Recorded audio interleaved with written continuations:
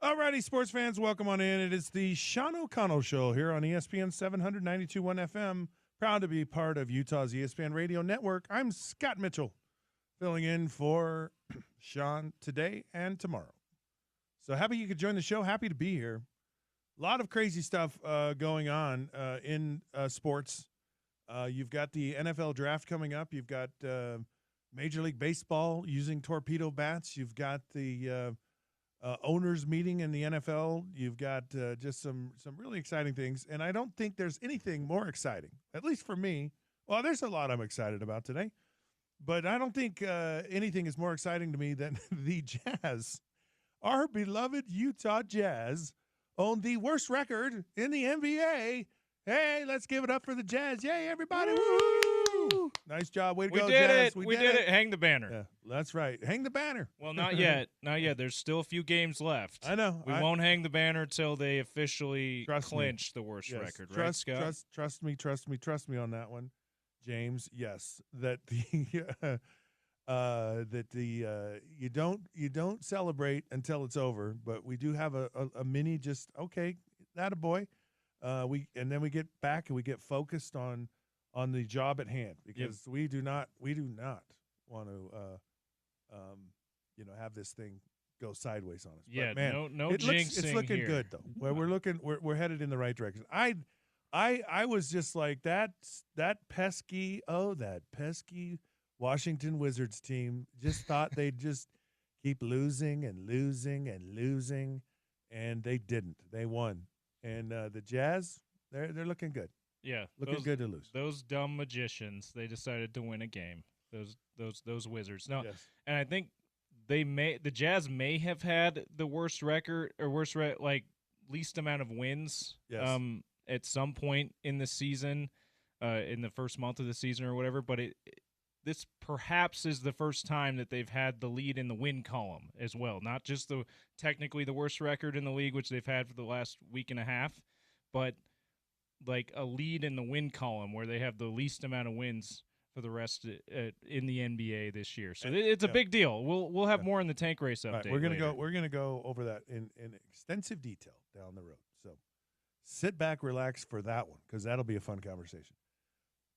Some interesting stuff happening out of the owners' meetings, and this really caught my attention. And and it has a personal attachment to me because I played there for 2 years, and that's the Cincinnati Bengals just might not stay in Cincinnati.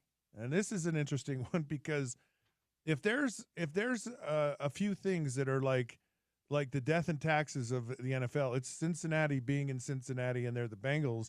Like, I don't know what would happen to the whole mantra of the Cincinnati Bengals if they were no longer in Cincinnati. I mean, Cincinnati Bengals is it's like it would be like the Green Bay Packers leaving Green Bay, and yet Katie Blackburn, who is one of the principal managers of the team, the daughter-in-law of Mike Brown. And the Brown family, and she's one of the I believe her and her husband manage and run the team on a date, and she's great. She's very good. She's sharp and savvy. A lot of the turnaround with the Cincinnati Bengals can be directly related to her. Yeah, because you've said on your shows in the past and here on ESPN 700 a few times that a lot of the reasons why the Browns were so inept for so long was because of the ownership level, right? Yeah. So that's changed with Katie Blackburn. Well, I find more in charge. Yeah, and I find it interesting with this statement. Like, we can go anywhere after next year, and she's coming out publicly. Now, it could be a total negotiation thing, which I personally think it is, because I just don't see the Brown family. They're so tied to Cincinnati and have been for eons of time. Paul Brown would probably roll over in his grave if he thought this was actually happening. And part of it, I find, one, I don't think they'll move, but two, I think it's funny that the Browns are holding the city of Cincinnati hostage. Like, yeah, we're going to leave. We're going to take our crappy team and our organization. We're going to leave. How do you feel about that? And the city of Cincinnati probably goes, yeah, we'll go get the Jacksonville Jaguars, or we'll go find another team. Like, we don't care. Like really. I mean, how much leverage do you really have if you're you're not really that good. Now the Bengals have amazing fans. My first year there, last game of the season, we were not doing very well and not going to make the playoffs. And it was really cold, and folks showed up. And I actually really enjoyed the city of Cincinnati. I enjoyed the fan base. I enjoyed my teammates. There was a lot of really good things about my time in Cincinnati, but I just find it funny to see where this is going to go. And so this is just the opening salvo. They're taking their first shot here. They're publicly negotiating with the city of Cincinnati. I didn't realize that the stadium was I thought the Browns owned the stadium and all that, because that's where the practice facility is. It's all right. Oh, right? It's all in the So the locker room campus. Yeah, the locker room for when you go to a game day is your locker during the week. So it's all and the practice field's right across the street from the stadium. So and the Browns the Bengals are one of the teams owned by the Brown family. Yeah, that they don't have wealth independent of the team, right? That's their main business, the family's main business. They're the organization that lives on the other side of the tracks. Like they're the poor NFL. They come from the slums. Yeah. Now they're not like other teams that have had billionaires they're in not the tech sphere and bought a team kind of thing. Yeah. They are kind of the founding members, of Paul Brown, of course, the Cleveland Browns, and then he moved and so he has moved before, he moved them to Baltimore. Paul Brown to become the Ravens. Well, no, right? Paul Brown. Paul, before that happened, he actually moved. He moved, and he left the Browns and started the Bengals. Oh, okay, yeah. So that's how the Bengals are they're like a bastard child of the of the Cleveland Browns. When the Browns, as in Paul Brown, right? Named after Paul Brown. So supposedly, yes. Supposedly. And by the way, Paul Brown was an incredible coach. Like he was. You talk about innovations. Paul Brown actually put the players in classrooms and had intricate systems, and they learn. So he's as much of an innovator and massive impact on the NFL, clearly happening even today. Like he might be on that, the George Halas, Paul Brown, maybe Curly Lambeau, some of these really founding people in the NFL. All right, well, that's not what we were going to talk about in this first segment, but it is something I thought was of note and noteworthy. Of course, the Jazz losing as well. And those are things we're gonna talk about much further in the show today. In fact, we got Coach Gordy Chiesa is going to join us for a whole hour. Like, I didn't sleep last night. The coach was actually going to be in studio. We were going to be face to face, eyeball to eyeball, knee to knee, and we're going to talk sports. And so a lot of fun. Really, really looking forward to that. But before we get to Coach, I had an interview on my show. That just preceded this. The Down and Dirty is a show I do here on ESPN 700. Fun show. I'm smashed between Dan Patrick and the Sean O'Connell show. So if you're bored for an hour, and you tune in, because we have a lot of fun on the show. But I was interviewing today, literally one of my huge childhood heroes in Gifford Nielsen. So Gifford was one of the first of many great quarterbacks at BYU, consensus All-American, college football Hall of Fame, and, of course, played 6 years in the NFL with the Houston Oilers as a quarterback. And as I learned today, he snubbed the NFL after 6 years, and he could have continued on playing, but he said, nope, I'm not going to do it.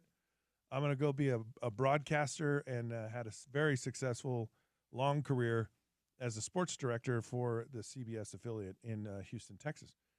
And so it's really fun for me because Gifford was one of my heroes, my sports heroes growing up. And I've had some really cool heroes, right? And I actually got to meet pretty much all of them. And so I'd be curious, like, who are some of your sports heroes, and what was and did you ever get to meet them, or did you ever get, like, maybe you sent away for an autograph, or who knows what you did, and I'd be curious what your like, were you disappointed? Like, did they let you down? You think of Charles Barkley says, "I'm not here to be like a role model," and I don't know that I agree with it. In fact, I don't agree with it, and I'll tell you why. We either, wherever we are, make the world better with our position in life, with the opportunities that we have, or we make it worse.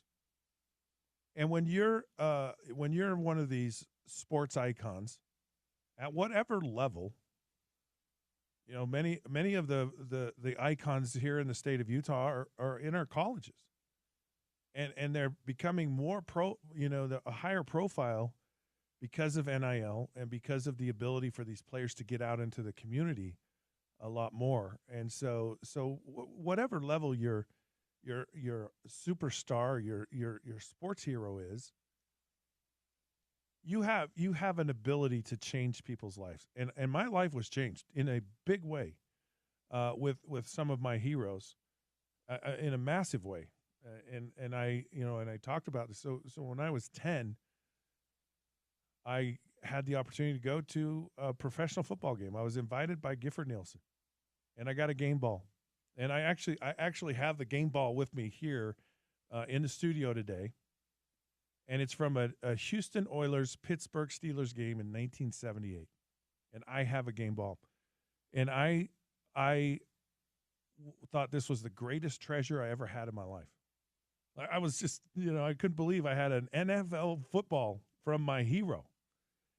And I swore that I would never touch it. I was going to put it on my trophy. This is going up on the shelf. And it took me 5 minutes by the time I got home, and I was throwing it up in my house, up in the air and trying to make it spin with a spiral. And I'd take it out in the backyard and hold on to it tight and run through the yard and, fake out the bushes and the trees, and dreaming that I was one of these great players, because in my mind, and I don't know if this actually happened, but in my mind it did, that I had a football that some of the greatest players of all time touched. So Terry Bradshaw, all of the great Steelers, the Hall of Famers, and the great Houston Oilers, and all this stuff. And I had part of that with me, and it became this obsession with me. And that's what I dreamed of. I said, I'm going to be a professional football someday, just like these guys that I met and I saw. And so my interaction with my hero was life-changing. Now, sometimes, that guy isn't. I actually lived in Orlando, Florida, and we had a golf course in my neighborhood, and I'm a huge golfer. Love to play golf, and of course, Florida and Orlando has a ton of great golf courses and great golfers. At the time, Tiger Woods lived there. Of course, Arnold Palmer has his golf event, the Arnold Palmer Invitational, and he lived in Orlando for part of the year. So a lot of these guys were around, and I was actually in the pro shop at my golf course, and I was just kind of off in the back corner, and Tiger Woods walked into the pro shop, and so I'm off in a corner. Tiger Woods is there. I don't know what he was doing, and there was a guy and his son. So there were 4 of us in this pro shop. And, of course, the son immediately recognizes Tiger Woods and goes up to him to get an autograph. And Tiger said no. And I was just hugely disappointed. And maybe it was just in that moment. I don't know. I haven't had a lot of interaction with Tiger Woods. And this little boy was just crushed. There was nobody else around. Tiger could have very easily just given this autograph. No big deal. And could have had this unbelievable impact. Like he, on this player, or this little boy. And he chose not, he just said, "No, I'm not going to sign an autograph for you." And I can't imagine, it's not like it's going to be the end of the world for this kid, but just a simple little gesture like that could have gone, who knows what kind of impact that could have had on that young boy. Now I had another opportunity of actually meeting another one of my childhood heroes, and that was Roger Staubach.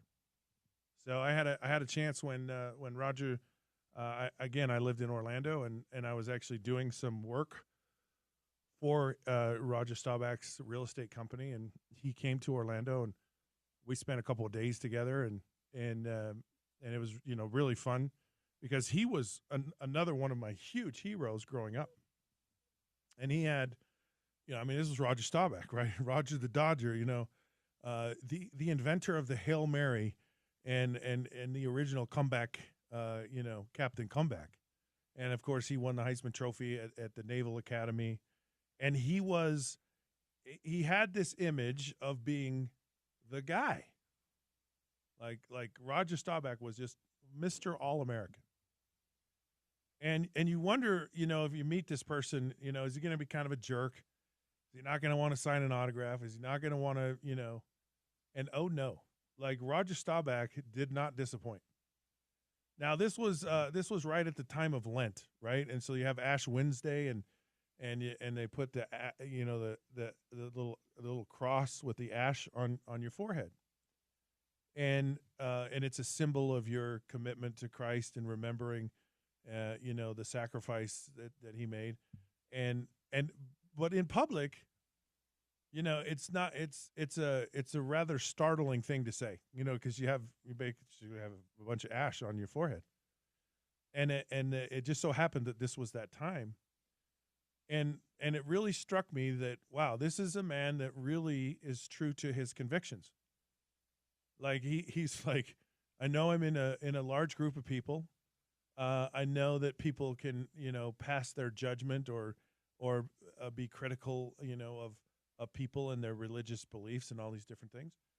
And so that little gesture to me, like, made the most significant impression. Like, I was just like, wow, that's really cool that he really lives what he says he believes, and he does it.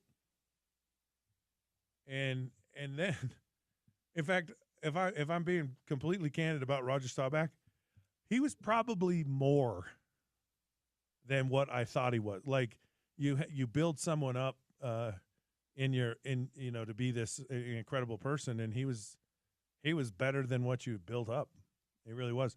So the next morning, he had to get to the airport, and the next morning was a Saturday morning, and he had to get to the airport early, and I picked him up at 4:45 in the morning, and he was flying home to Dallas, and we're in the car driving to the airport. I'm taking Roger Staubach to the airport. And he goes, man, I'm really sorry. I'm really sorry that, I had to make you pick me up so early. And for me, I'm like, this is an honor. Like, don't apologize. This is the coolest thing in the world. So we're driving to the airport. And he said, I made a commitment to my family that no matter what was going on in the world, no matter what I was involved in with my business, with everything else that I had, I would be home on Saturday morning, and all of my children, my wife, now grandchildren, every Saturday morning is our day. It's our time. It's our moment. And we make waffles. We make pancakes. We have a pancake breakfast at our house without fail. And I have to honor that commitment. And that's why you had to come pick me up at 4:45 in the morning. So I go home and have pancakes with my kids. And he's never missed. And it had a massive impact on me that I took to heart. And I just said, it's really about the relationships with people that matter in your life. And it's about creating opportunities to strengthen those relationships and to tell the people that you really love them. and that you really mean it. So here's Roger Staubach. Now he was the CEO and the owner of his company, the Staubach real estate company, and he had, I think at the time somewhere like 1,500 employees. A very successful commercial real estate company. And yet, here was a guy who said, eating pancakes with my kids is the absolute most important thing in my life.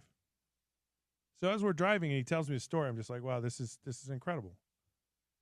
And we're driving a little further, and it just dawns on me. It's like you have the life and the success, and you hold so much power over these 1,500 employees, and who knows how many other people. Like, the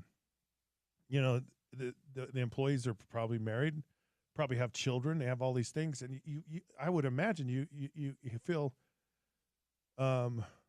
this sense of responsibility to these people. What is that like? Because wow, you have the ability to make an impact on so many lives. And he looked right at me and he said, I am acutely aware every single day of these people, and every choice and every decision I make in my business, I think about them and how it impacts them in their lives.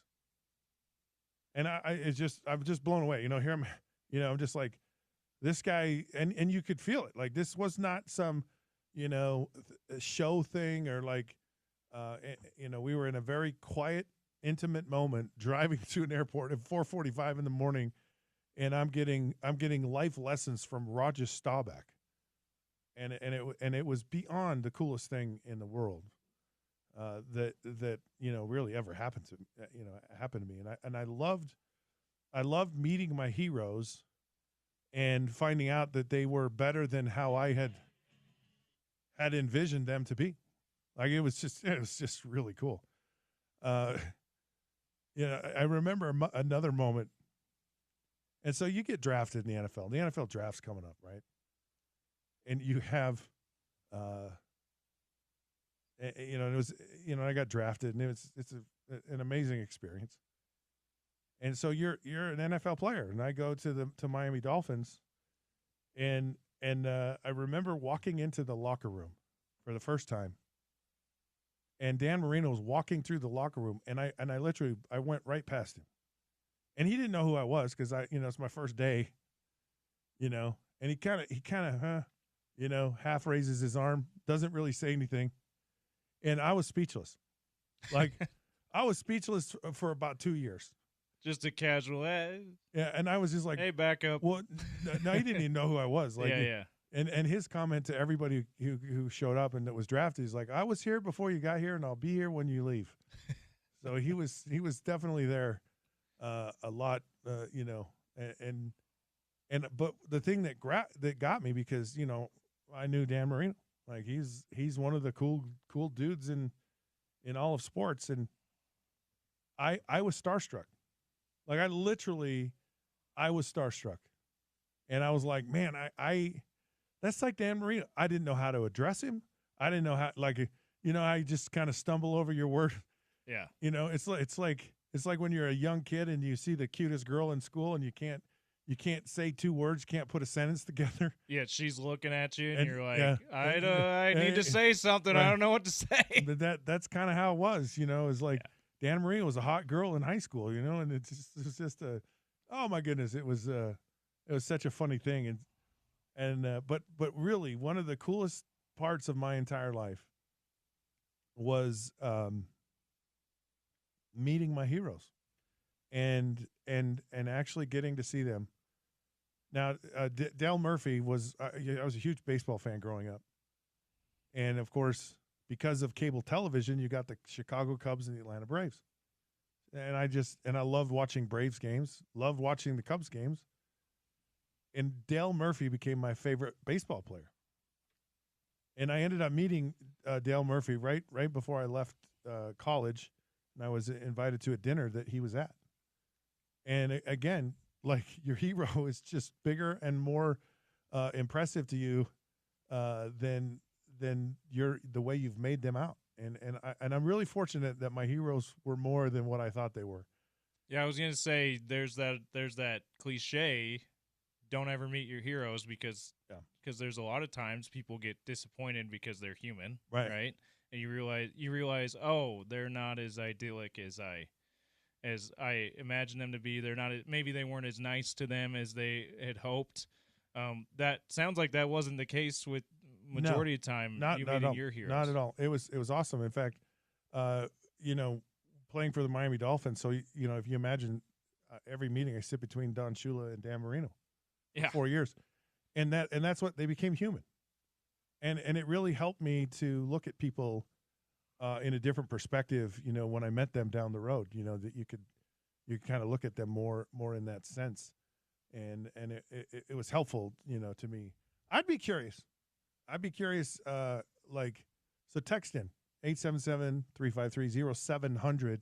I'd like to hear, did you ever meet your sports hero, and was it a disappointment, or were you pleasantly surprised? Yeah. I would say for me, Scott.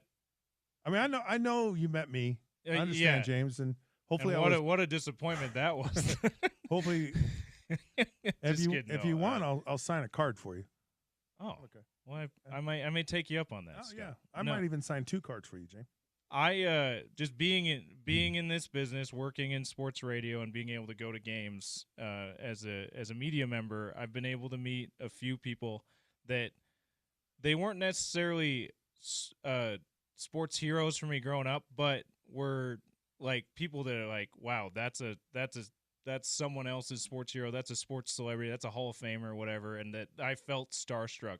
Dominique Wilkins is on the Hawks broadcast team, Scott. So he was just eating dinner in the media room at a Jazz game. And I usually, as a media member, you got to be a little careful. Right. You're not a fan. You don't want to come. You don't want to. You can be off-putting if you come off as a fan, because that's not what you're here for, right? But I am. I mean, I guess I bucked that trend. But. Yeah, but I'm with that in mind. I'm like, well, I still got to introduce myself. That's freaking Dominique Wilkins. Heck and yeah. When am I going to ever be in the same room with him again? So I walk over to him. I said, man, I'm James. I'm James. Huge fan. And he played before I was. The end of his career was I was 5 or 6 years old. So right. this is me knowing more stories about him, seeing highlights about him, why he would be sort of a sports hero for me more. Than he could have been watching him play the Jazz. He could have been color guy. He could have been a Jazz Hall of Famer, right? But if only. It was. So I go up, introduce myself, tell him I'm a huge fan. It's really cool to see you here, and I kept it as brief as possible. He was super nice about it, and it was. I mean, met Dominique Wilkins. That might be the closest thing for me meeting a sports hero. It was being able to meet Dominique Wilkins, who was just here working, and we, as media, we eat in the same area. So just having that kind of privilege was really cool. I'm glad you had that experience, Jim. Yeah. All right. Let's take a break. When we come back, because we got Coach Gordy Chiesa joining us here in the studio. You're listening to the Sean O'Connell Show here on ESPN 700-921 FM. I'm Scott Mitchell, filling in for Sean today and tomorrow. Stick around. Coach Gordy Chiesa when we get back.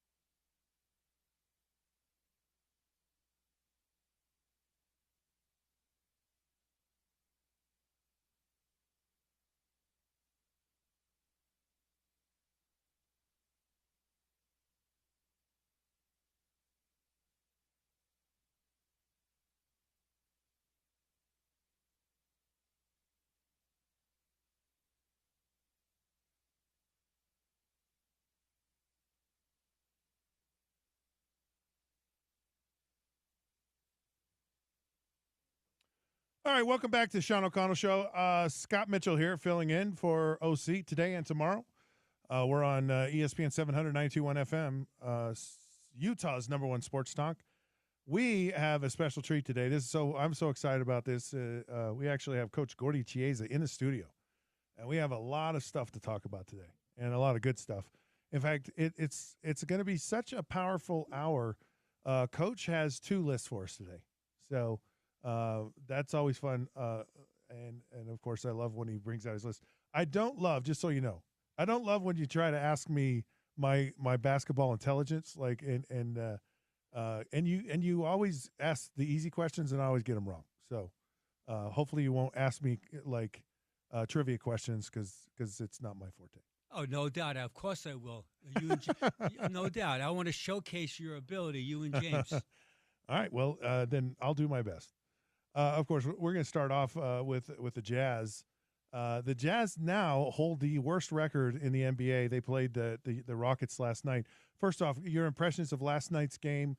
What did you think about it? What do you think about the Jazz and what they did in Houston? Well, Scott, last night's game was a 143-108 debacle, unfortunately, and the Jazz shot 10 for 40 from threes at 25%. But the worst part about the game was they were out-rebounded by -24. Now, I realize that the Rockets are first in the NBA in overall rebounding, and that's a huge factor because if you can rebound the ball, especially in playoff games, you have a chance to be successful, whether you shoot straight that game or not. So the Jazz, they were outglassed on the offensive boards 18-10. So that's a huge factor on it. The good part about it was that Isaiah Collier did a good job. 22 points, 10 assists, from shooting from the floor, 7 for 11. He had 10 assists, dimes, and no turnovers. So that's good. So a guy that's 21 years old, plays on the road, end of the season, maybe I'm focused, maybe I'm not focused. He was, to his credit. And that 0 assist tells me that he took it seriously. And so that's absolutely an important thing. Now, part of the reason why the Rockets got rebounded ball so well, the Jazz didn't shoot straight. So Brent Seitzeba, Johnny Juzang, and Kyle Filipowski, they shot a combined 7 for 36. Ouch. Yikes. Ice cold shooting. Icy. Yikes. Frozen. Tundra. And so that's a concern right now. So that was the game last night. The Jazz have 5 games left on the season. And I say this very, very sadly. The Jazz have the worst record in franchise history as we speak right now, as far as is that they will finish the worst record. Right. The worst record in the history of the Jazz was a 1974-75 season when the Jazz were New Orleans Jazz. First year in expansion, the Jazz finished 23-59. And so this version of the Jazz will have lesser wins. If they win all 5 games in math, 16-5 equals 21. So this is the worst Jazz team of all time. Now let's hope that there'll be some sort of silver lining, Scott, is that when this magical day for every Jazz fan, including all of us here in the studio, on Monday, May 12th, right. Put it on your calendar, that's the NBA draft selection lottery order. So a lot of questions I want to ask you in what you just said. First off, rebounding, and that it was a problem. And you said, well, if you shoot the ball straighter, that's how you can fix it, right? Make more shots. But there is something about rebounding. You know, to me, I think the greatest rebounder was Dennis Rodman. Like he was just never going to be denied. Is it a lack of an ability to rebound? Is it a lack of effort? What goes into someone actually being a good rebounder? Preparation. So when you could be really a great leaper and not getting rebounds. You could be a guy, Scott, I've coached some guys with Jazz basketball that cannot jump over the Sunday New York Times. Yeah. If you get my drift. Right. Yeah. That's how high I jumped. But they can rebound. And the reason why is preparation, meaning what? Usually speaking, in any sport, if your hands are high, the chances of getting a ball are much greater. That's any sport. Right. So when people have their hands down, it's a negative. So most rebounders have their hands high early, which means that they're getting ready to either leap for the ball or position-wise be able to track the ball down. So preparation, and that's what also leverage. So much, I call it body on body, that when that ball's in the lane, what you want to do is get the first hit in. Just don't rebound the ball without checking somebody out. So generally speaking, guys like Dennis Rodman type rebounders, Karl Malone wasn't really a great leaper compared to other guys, but he was strong, and he got that first hit in. Carl used to tell me, Scott, before they hit me, I'm going to hit them. And that's a huge factor of the ability to rebound. Carlos Boozer also in that group. Mehmet Okur. I'm being positive, Scott. I've coached some of the I've coached some of the worst jumpers of all time in a game, but those guys can rebound. Yeah. Millsap, Jazz also could rebound. So, and I think sometimes when you talk about, because what I see sometimes is you see these players that they track the ball, right? And the good rebounders, the shot goes up, and the first thing they look for is who's around me, who do I make that first hit to, and then you talk about having your hands up in the air, because we had this conversation before we got on the air really briefly about the kind of the worlds of professional sports and how they actually intertwine, and there's like the difference between an incompletion and a completed pass is a receiver where he has his hands up or he extends his hands out to catch the pass, and it's that really half a foot extra that he goes out that a lot of times makes that difference, and so in professional sports where everyone's good and everything happens so fast, you've got to find those little edges and how, because I'm fascinated with rebounding and those, and we talked about passing the ball as well, and so I was just curious, what goes into that. Scott, I also add to that, when you're a perimeter guy, that's when you really earn your stars and stripes, where you help out the rebound. And so you don't start a fast break until you get possession of the ball. So what the better teams do is that their guards, we call rebound down, is that when that shot's in the air, they're trying to find out somebody. They seek out bodies, put a body in somebody to now to help get a rebound, and then off to the races. Versus what? Not being involved in the factor, not being involved in rebounding, and now it's a mismatch on the boards, and most times it's going to be differential. So, speaking of May 12th, and this was a question I had for you. You talk about like having this. Am I overstating this when I say this? Could this be the absolute most important day in Utah Jazz history? No, you're understating it. The answer is yeah. Okay. No, you are absolutely understating it, because the Jazz made this conscious effort, which I understand why they did it, is that we want to tear down the structural part of it to build back up, to attempt to, that's the catchword, be a championship type team. And so they held some guys out the last 2 years or so, and they made some trades, getting guys away from Salt Lake City who are actually effective players, Kelly Olynyk type guys, right, yeah, who are really good, very good. And they moved those guys on, and now they're trying to build through the draft and then through selective free agency. So they made a decision to get more talent for the draft, and also economically for the first 4 years of a person's contract. They call it the rookie pay scale, is that it's tilted towards the team. Only after the fourth year, then what? It goes based on usually performance. Right. And so it helps that as far as the economics of it. So May 12th, Scott, you're understating it, is a huge factor as far as the Jazz future. All right. So, of course, everyone hopes you have the worst record, you get the best pick, right? And that's not guaranteed. What if it isn't guaranteed? Like what does it mean for the Jazz if they don't get that first pick in the lottery? Well, here's the rules right now as far as the lottery information.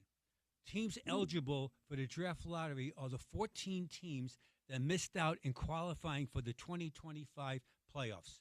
The 3 worst teams in the standings each have a 14% chance to land the number 1 pick. The 4th worst team has a 12.5 chance to win the first pick. The teams with the worst overall record is ensured, no matter what happens, they're picking no higher than 5. So the worst case scenario where, Scott, the lottery gods were against the Jazz, at the worst they could pick ever is 5. It's 5. And that was the Pistons last year, where they only won 15 games, and Atlanta got in there, and then the Pistons got to the 5th pick of the draft. It's interesting with the Pistons. They said, okay, we did, but guess what? The Pistons having a great year. They're heading to the playoffs. So to their credit, they rebounded mentally. So who's in the draft? I mean, is it like is having the 5th pick? Is that all bad? No, not at all. I mean, is this a good draft? Is this a Well, every draft is good because there are going to be 30, 40 players in the NBA that are going to contribute. Now, the question is, who contributes earlier and who is a difference maker? And so this kid named Cooper Flagg, without getting into deep draft detail, is that Cooper Flagg is absolutely should be number 1. He's a difference maker. That guy is a live wire defensively. Usually speaking, most players enter the NBA where they're offensive minded to the extreme, and defensive is a distant second.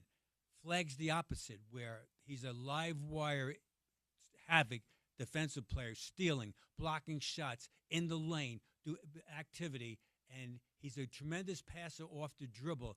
So he's able to score the ball, make plays. We call it out of chaos. That's when you're really difference maker, when the defense is so good that you can't run set offense, that you score off chaos, and that's what Cooper Flagg does right now. So you mentioned Detroit. They win 15 games a year ago, and now they're in the playoffs. If the Jazz get this high draft pick, and with the players, the veteran players, and some of these young guys that are up and coming, as you mentioned, Isaiah Collier and others, are the Jazz a playoff team next year? Not next year, but after that, very soon. I said within the next 2 years, they should be, because they have their talent level. Young guys are good. So when you watch these guys play, Scott, is that, hey, are our young guys in the same range of the other team's young guys? And that's how you evaluate it. So when people say, well, they can't guard LeBron James. Okay, I get it. I understand it. Or they have a hard time guarding Luka Doncic. I understand it. I get it. All right. But I always talk about it. Can you guard the guys that you play against in your age group? Now, last night's game, the Jazz had a hard time guarding guys like Jalen Green. Excuse me, pardon me. Jalen Green, those guys. And it's all part of it. What they're trying to do is to be able to guard people in your age group. We're going to find out soon.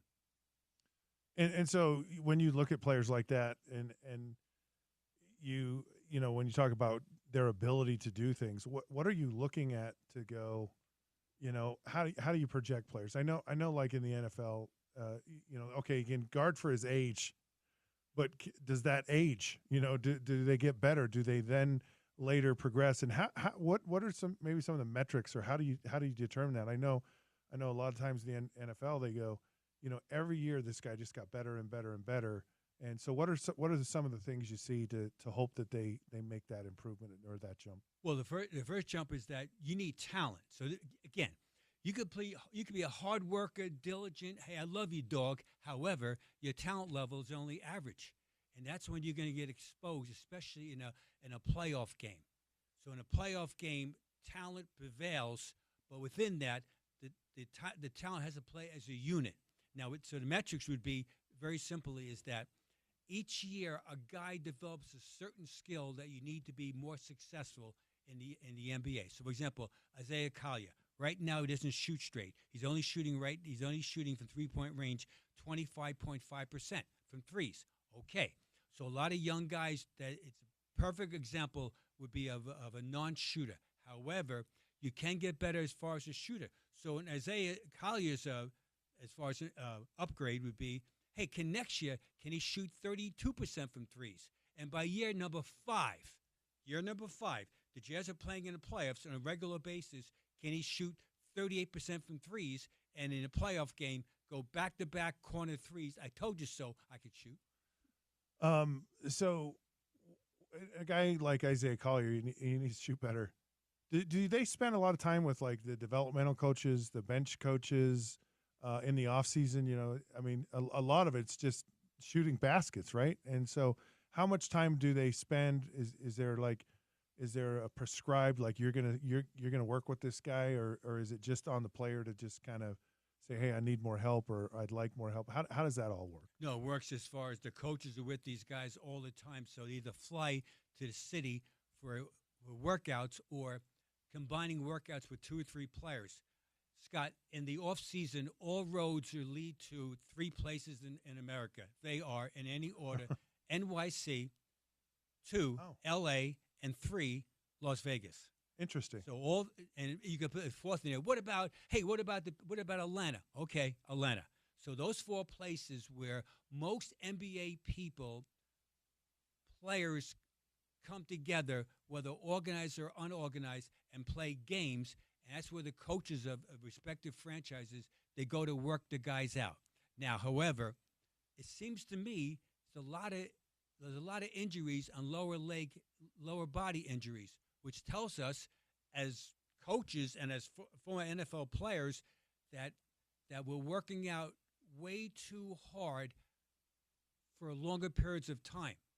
So I remember when I was in Jazz basketball 1,000 years ago, we used to give the players off mentally and physically and spiritually in the month of August, so that they didn't see our faces, which they were very happy not to see us, I might add, and that we didn't see them until the imaginary day, the day after Labor Day. In the NBA, that 5-week period where you're off August, you could still practice, but you're not organized. Right. You're with other people.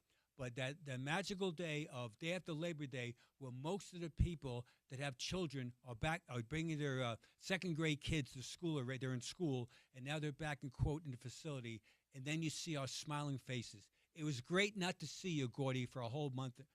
It's so happy not to see you perfectly. Your face looks fine to me. I think that's dangerous. All right, what have I missed about the Jazz? Anything else we want to cover before we go to break? Well, the Jazz right now, they had this issue. So, Scott, picture in the NFL about turnovers, that awful word. The Jazz lead the NBA in most turnovers committed, and so that's a concern, 17.3 per game. So that means this, in layman's term, is that potentially 17 times a game where they could score a basket, a 3-point shot, or a 2-shot foul, they give to the opposition. Now, I want to say often it's the great defense of the opposing team.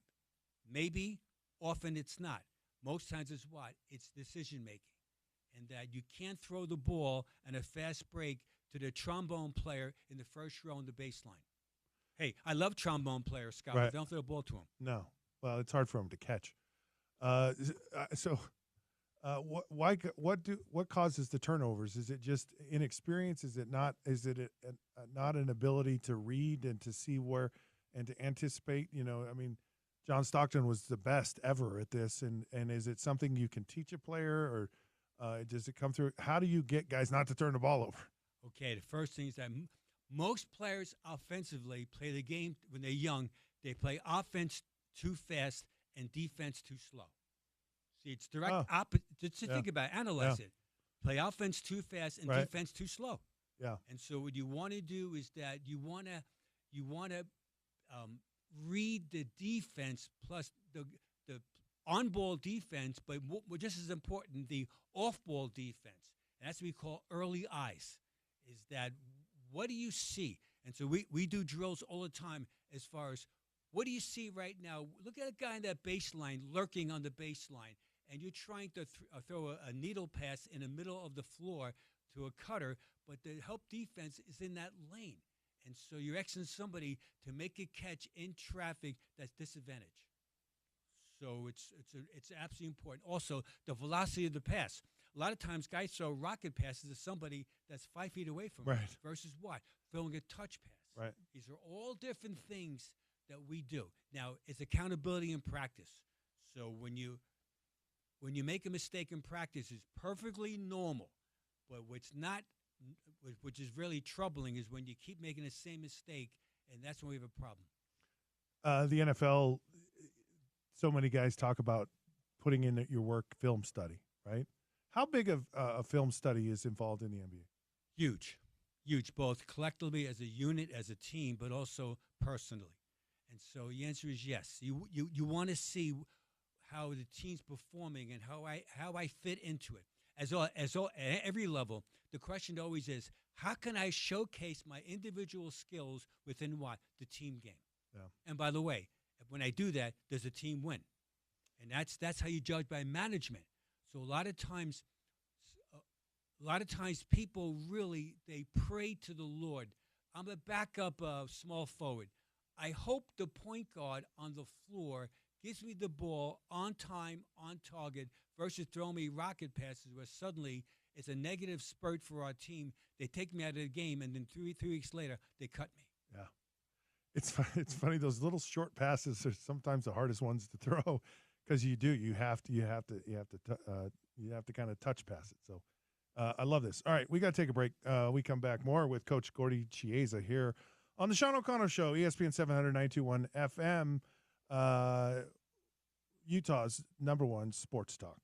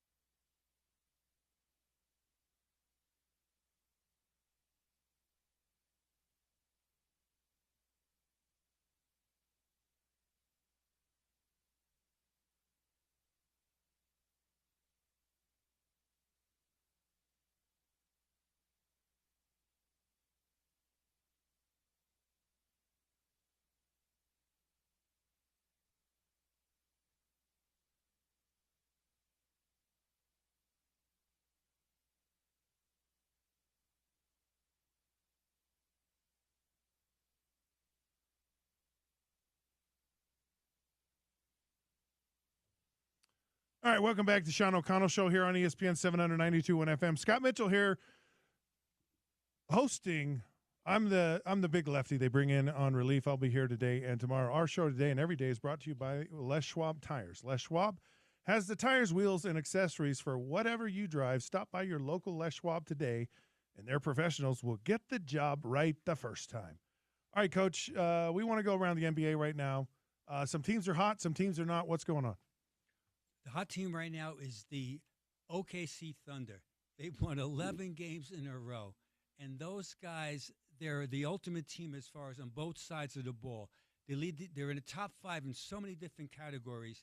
And that's the Jazz. They're trying to eliminate that as far as how they drafted wisely over the last few years. And a huge factor is player development. And so the Thunder, this is the byproduct of it. Their record right now is 64-12, 34-5 at home, and 29-7 on the road. And I want to reinforce about in Jazz basketball in yesteryear. One time in Jazz basketball, the Jazz won also 60 games 3 times. Back in 1994-95, the Jazz was 60-22. In 96-97, 64-18. In 97-98, 62-20. But you know what happened? That guy named Michael Jordan didn't cooperate. And Scottie Pippen, and those guys didn't cooperate. And so a lot of times that's a hollow statistic. And you know something? That's hard to do. In the NBA, if you win 50 games in the NBA, that means you have a good team. You win 60, you have a chance to be world champions. And that's the Thunder. They think in their locker room that they can both sides of the ball, they can perform. They're led by Shai Gilgeous-Alexander, who should be either 1 or 2 in the MVP voting. Now, it's Nikola Jokic. That guy, what can I say about him? Is that he's in the top 15 players of all time. Oh, Jokic. Wow. Oh, yeah, absolutely. Wow. Okay. Jokic. Yeah. Absolutely. So the Thunder, they're right there with their lineup, and they play tremendous. Jokic is an interesting guy when you mentioned playing offense slower.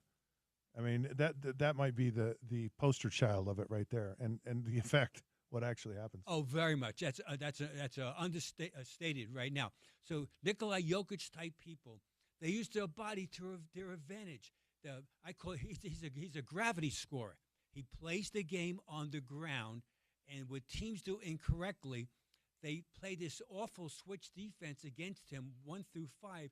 So the opposing team thinks that their 6'7" athletic small forward can body up on Jokic, and Jokic is so clever, has leverage, uses his hips to the ultimate. Is that either scores the ball. He has an unbelievable footwork. I call it footwork dancing. And the best part about his game is that he passes over the top of the help defense because the guy guarding him is so small. And so he pinpoints the ball to the corner, and Aaron Gordon and Michael Porter and Christian Brown, they've been the sole benefactor of Jokic's brilliance. Yeah. So you talk about the Thunder being hot.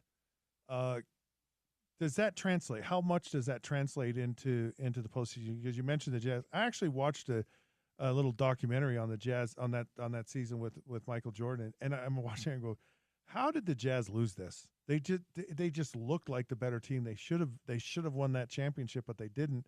So how much translates into the playoffs with the Thunder? A whole bunch. Yeah, it does. Because on both sides of the court, they're very strongly, and so they're able to play, score the ball, and defend the ball, and that's why they're really good. Another hot team is, of course, the Heat. I guess Jimmy Butler leaves, and they get hot. Do you have to have like a hot name like the Heat and the Thunder? Is that what makes you a hot team in the NBA today, or what's up with that? Well, it's Scott. It's good also for as far as branding. But the answer is no. But the Heat right now, Jimmy Butler going to the Warriors has helped the Golden State tremendously also. But with the Heat, addition by subtraction, and in Tyler Hero, they have an all-star type guy that's performed very well and all reliable in a good way. Bam Adebayo's played for them very sensational. And so they really are a team that they could have caved in. But Eric Spoelstra is a tremendous coach, and they wouldn't allow it. And that's why right now they punched the Celtics in the face last night. And, yes, if you're thinking about it, didn't play was Porzingis, didn't play Holiday, but Jaylen Brown played, and so did Jason Tatum, and so did Derek White. And so on the road, up in Boston, the Heat had to win this game, and they responded to their credit. Grizzlies, Memphis Grizzlies, other side, Taylor Jenkins is a terrific coach. So 2 years ago, they won 55 games in 27, and they lose in the playoffs. And then John Morant had that problem with a whole bunch of things, including a gun possession, and that set him back last season. This year, he's played relatively well, but he's been hurt on and off. He's hurt right now. As a matter of fact, he's hurt right now. And they made a decision at the end of the year to move on from Taylor Jenkins. And with that said, most of the players respected their coach. They've lost 4 in a row, and they're absolutely trending down, and they're trying to fight off the T-Wolves and the Clippers to be the 6th seed in the West, which is really stacked. So game starts at 6 tonight. We have them on ESPN 700 here on our airways. So what's the advantage of? I mean, it's a playoff team. Why fire the coach like this late in the year? There's no advantage. The answer is no. We'll find out in the next 3 to 5 months. Is that what behind the scenes? You know, in the locker room and also in the executive suite of a professional sports, decisions are made that you hear about months later.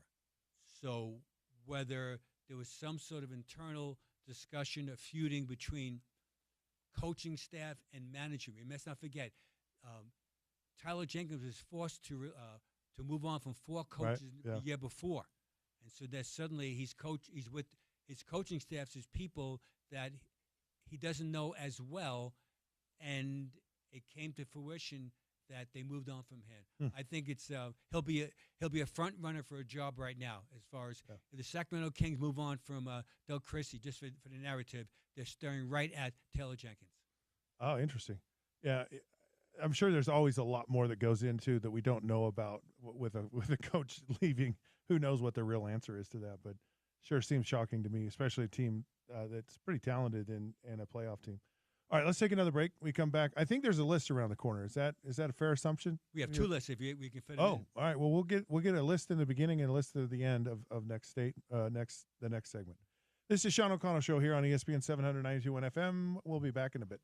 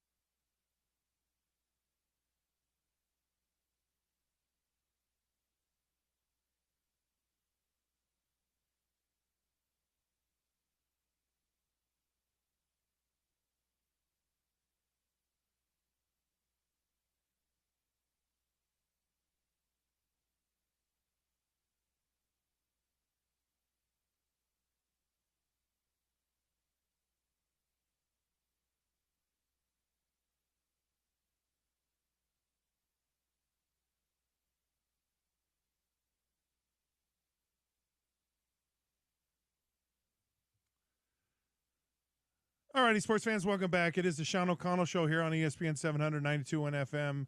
Proud to be a part of Utah's ESPN radio network and, of course, Utah's #1 sports talk. I'm Scott Mitchell filling in for Sean here for the next couple of days. We've been chatting with Coach Gordy Chiesa here. So much fun. The conversations actually during the break are even as fun. We're going to start off this segment, of course, with one of the famous Gordy Chiesa lists. What do you got, Coach?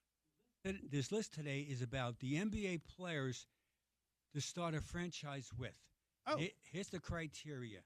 Have to be a young player that's gifted and talented, winning floor connector, and makes everybody better. Wow. So there's a lot of intangibles. That's a list. That's a criteria. But you can see right now I talked about gifted, talented, because in the NBA, professional sports, NFL, Major League Baseball, you have to have talent.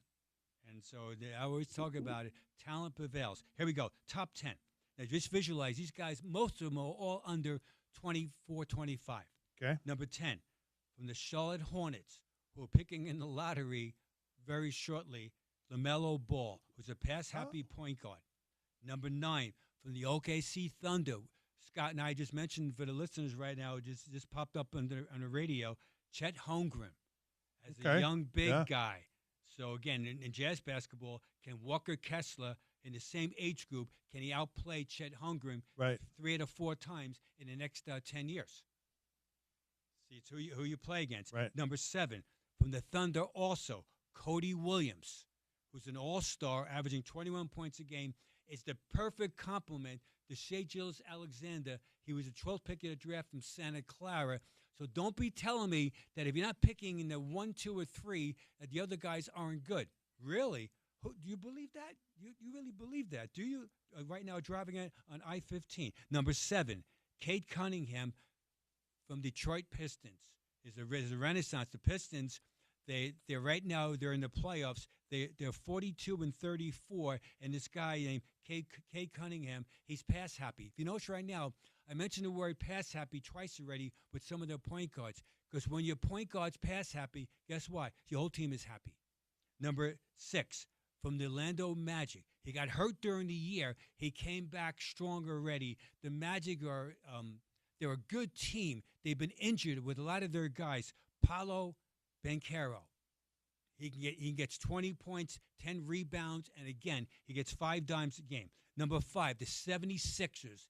They're heading to the lottery. They've been injuries devastated. Tyrese Maxey. Maxey can get 50 points on the road in a playoff game, which he's done over the years. Number 4, the T-Wolves. Anthony Edwards, who's a all-NBA performer. That guy is a tremendous talent. He's maturing as far as getting his teammates involved. He shoots improvement as far as a three-point range, and you get the feeling that he can get 50 in a playoff game also. Number 3, maybe the MVP of the league. We can debate that back and forth from the Thunder, Shai Gilgeous-Alexander. So the Thunder, in my estimation, have 3 of the top 10 players in the NBA. And Chet Holmgren, Cody Williams, and Shai Gilgeous-Alexander. Number 2, now from the Lakers, Luka Doncic. Ooh. All right, so Luka built a franchise around him. The Lakers are. Now, there's no disrespect to LeBron James, but LeBron's 40 years young, and emphasize, Scott, young, not old. He's still at an elite performer, but now it's Luka Doncic. And the number 1 guy that to build a franchise around, he plays for the San Antonio Spurs. Unfortunately, has a blood clot in his shoulder. They did the right thing. The team doctors, they held him out. It's irrelevant right now this year for him. It's his second year. You get the feeling that this guy he's generational talent. We all love him because he does play hard and he hustles and he's got unbelievable skill set. Oh, by the way, 7'3", Victor Wembanyama. So that's the top 10 as far as building a franchise around. His last point about this. What about Cooper Flagg? Oh. They're saying, everybody's saying, Scott Mitchell, is that he could be on this list type someday as far as his talent. Remember, here's the criteria. Gifted talent, winning floor connector, and makes everybody better. And that could be flag. Doesn't he feel like a Utah Jazz player, though? Oh, absolutely. I mean, No, he does. Yeah, I just see that as a fit. But I know we're not objective saying that. I get it. So I know if it's Charlotte Hornets, what are you talking about? He's a Dookie right now, North Carolina. What are you talking about? And if you're the Washington Wizards, that we'll build a monument for him if he comes to the Wizards right now. And if you're the 76ers, all right, we have a really good team. We lost this year, and we get the lottery balls come to our behalf. We have him on our team for the next years. So suddenly we're building around him and Therese Maxey. So there's so many different subplots that go on in professional sports behind the scenes. And by the way, it's spelled, Scott, I'm not really a great speller, but I can spell this word, Luck.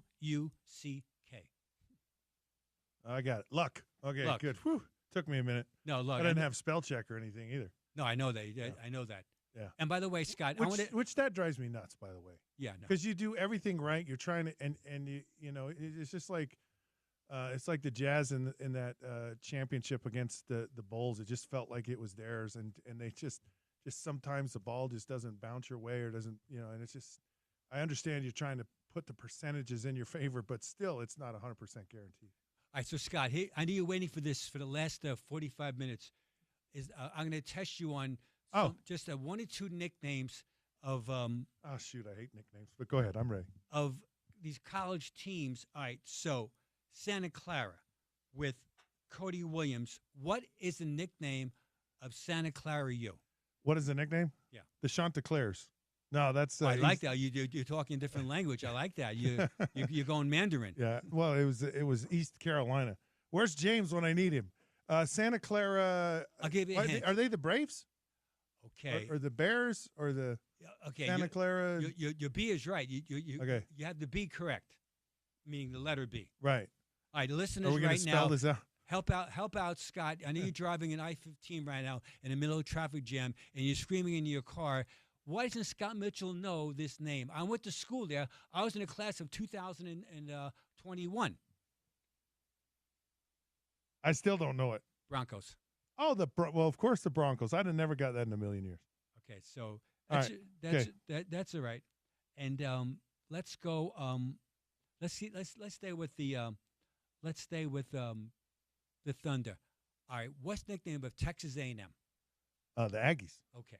That was easy. No, I got that one. My goal in life is to make me smarter. Yeah, make you or smarter. Or at least feel like I'm smarter. And develop your. Here's James Peterson. James, like right now, James, when we needed you, you went for you pulled a police officer thing where you went for a donut. Well, he's out eating bagels in the break room.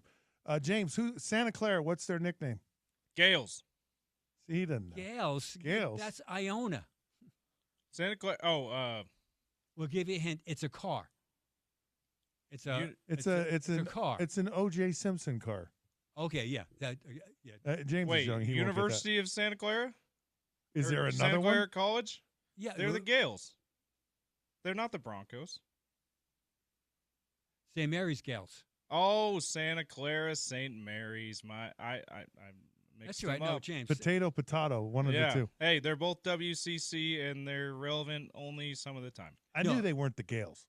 No, just right. Yeah, that's my bad. Yeah. I was confusing it with St. Mary's. It's all part of it. Here on the ESPN 700, we're trying to develop these guys' confidence. So let's keep going. I got the last one right. I'm feeling hot right now. All right, let's go. One more. Vanderbilt University. Vanderbilt. Commodores. All right. In honor of. Sorry, Scott. No, it's right. Commodores. In I honor make up for it. Say if you have it. Go ahead. No, in honor of Scottie Pippen Jr., who's you mentioned before about his dad playing against the Jazz and playing unbelievable. Scottie Pippen Jr. plays for the Grizzlies, undrafted. How dare you not draft me back in 2022? And now he's a huge factor as far as being a backup point guard for the Grizzlies. It just shows you. Hey, Scott, you could be undrafted and really be a terrific player. I just described also Freddie Van Fleet. Yeah. Freddie Van Fleet is the guy that back in 2016 went to Wichita State Shockers. His teammate got a pick named Ron Baker in the second round by the Knickerbockers, and Freddie Van Fleet has had a tremendous career as far as playing, And this is what shows you that you could be undrafted and not be invited to the party on Wednesday, June 25th, or Thursday, June 20th this year, that there was no invitation for the draft party, but you busted it. Speaking of players, Carmelo Anthony was elected to the Basketball Hall of Fame on Wednesday. I have a couple of questions about it. First, I'd like you to tell me what you think of him and his career.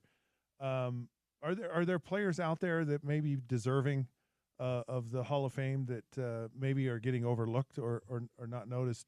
And do you like the Hall of Fame where it's both? Where should there be a separate pro basketball Hall of Fame as opposed to college? So Carmelo Anthony, who's out there, and should they separate the Hall of Fame? Carmelo Anthony was an ultimate scorer both for Denver and for the New York Knicks. And he used to have this foot fake jumper where you get the ball from the basket, usually about 12 feet, turn and face, have a foot fake to freeze the defensive player that he retreat on backwards a half a step, and that gave him separation for that pull-up jump shot. And when he was motivated, he could rebound the ball in traffic. So he's a tremendous scorer. He averaged over 24 points a game for his career, and he's absolutely worthy. The problem with he played on a lot of losing teams, and he was somewhat of a lightning rod, right, as far as being a ball stopper. He's saying in his world that if the ball came to me, I'm going to score it, and I did, and he's right. So he's definitely Hall of Fame worthy, and good for him. Now, should they have a different Hall of Fame for the professional players? No, because if they did, then the other college sports and the WNBA international sports, it wouldn't be the same. So I'm all for it. Basketball is a global game. They should include all different types of round ball culture put into one. And again, in Utah, Karl Malone is in the Hall of Fame. So is Jerry Sloan, and so is John Stockton. So is Adrian Dantley. So we have a history of a lot of people in the Hall of Fame. Pete Maravich, obviously, right, in the One's Hall of Fame, and I think it's really good. So is there a player out there that's kind of being missed or not talked about or should be in there that you think that isn't yet? Yeah, Buck Williams. Okay. Yeah, Buck Williams was this guy that averaged about 16 points a game for his career, was a tremendous defensive player, so that he could score the ball, but also he's able to really defend it. And he had a winning game. So Buck Williams is the guy I always talk about, where is that he could score points. However, his value was defensively. So if Dennis Rodman's in the Hall of Fame, and rightfully so, you can make a narrative that Buck Williams should be in the Hall of Fame also. Who do you think are the teams to beat in the playoffs this year? Who's the team to beat in the East, and who's the team you think in the West? It seems like Steph Curry is really making a push. Is Golden State or is it OKC? Who are the teams you think that are the ones you got to watch out for in each of the different conferences? Well, right now, the Cavs, the Celtics are going to fight it out. That should be if it goes to the way it's planned, NBA final with the Cavs having the home court advantage. And it does matter. Usually speaking, is that Game 7, they've done metrics about it. The home team wins Game 7 of a playoff 82% of the time. 82% of the time, the home team wins. Now, people always talk about, I told you that's not true. We beat so-and-so one on the road. So the Pacers, the Jazz play tomorrow night in Indiana. Indiana beat the Knickerbockers in Game 7 in the Garden last year. Again, that's the 18% of the time that the visiting team won. But 82% of the time, the home team wins. So it's going to be fascinating. In the West, there's so many different narratives. The Thunder, we mentioned earlier, is that it's a tremendous all-around game. The Rockets, their second seed, they're not ready yet for prime time. The Lakers have LeBron and Luka. So both those guys on a road game, they can score 42 on the road to help the team win by 2. So they're going to be a factor. So will also the Warriors and then Nuggets. So my instincts tell me that this is the Thunder year with the Lakers going deep in the playoffs too. Because Austin Reeves now, again, Scott, Austin Reeves undrafted. So here's undrafted player.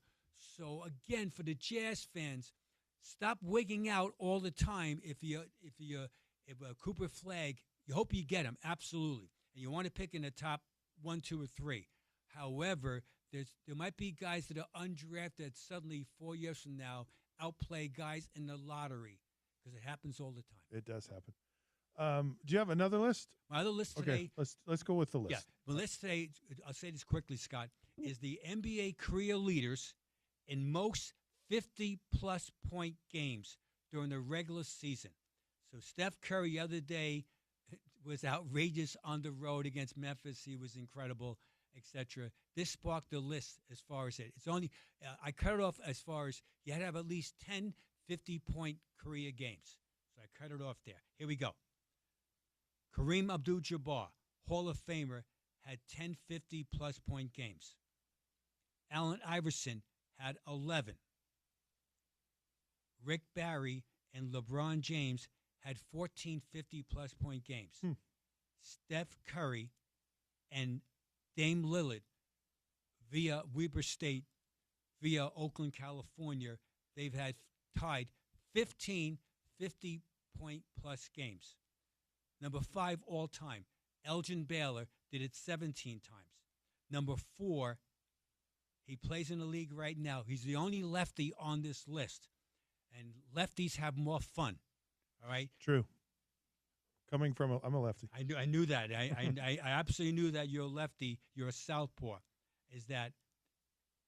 Don't they call it the sinister side? The sinister side? The sinister side? Yeah. It's called a lot of things. Yeah, I like sinister side. Yeah. But it's a family show. All right, James Harden had scored 50 points or more 24 times. Wow. Number 3, the late, great Kobe Bryant did it 25 times. Number 2 all time, Michael Jordan did it 31 times. Wow. And the number 1 player of all time to score 50 points or more, this record will never be broken. Like when I say, come on, Gordy, we mean never. Here we go. Wilt Chamberlain scored 50 points or more in a regular season game 118 times. That's 87 more than his second-place holder, meaning Michael Jordan. So, hey, I'm all for records being broken. Absolutely. It's very similar to Joe DiMaggio's record of 56 six-game hitting streak, which I think will never be broken. I think, Scott. So Wilt did it 118 times. Quickly, what about in Jazz basketball? Is that the franchise leader in most career 50-plus point games are Adrian Dantley did it 6 times, and Karl Malone did it 4 times. Wow. What about Donovan Mitchell? He did it once, not in the regular season, but I want to make an acknowledgement of it. He did it one time in the playoffs in the bubble back in 2020, where he scored 57 points against the Denver Nuggets in an awful loss, unfortunately. And that's right, exactly right. The most recent time was 57 against the Denver Nuggets, and that was in the bubble back in yesteryear, 2020. Thus, Scott Mitchell, this is my list of the day. Let's hope that someday in Jazz basketball we'll add some other guys in there. Great list. And look, if Michael Jordan can't beat your 50-point, he was second. I think your record's safe. I think Wilt Chamberlain is absolutely safe. If Michael Jordan can't beat it, good chances that it's a safe one. That's a great trivia question too. I like that. All right, that's all we got. So I'm kind of bummed because I got a million more questions I want to ask. So really appreciated your time today, Coach, and I'm sure you'll be back soon. Thanks, Scott. Peace out. Yeah. Listen, all you people out there, check out your bracket in our $1 Million Bracket Challenge. A perfect bracket wins you $1 million. Go to ESPN700sports.com and click on the $1 Million Bracket Challenge. Post at the top of the homepage to keep track of your picks. ESPN 700 92.1 FM $1 Million Bracket Challenge is brought to you by Motorland Sports, Jersey Mike's, the Intermountain Sportsman's Expo, Intermountain Bobcat, and Ken Garff Nissan of Salt Lake City. This is the Sean O'Connell Show here on ESPN 700 92.1 FM. When we come back here in just a minute, we're going to talk about what's exciting in the spring, what sports are fun right around the corner.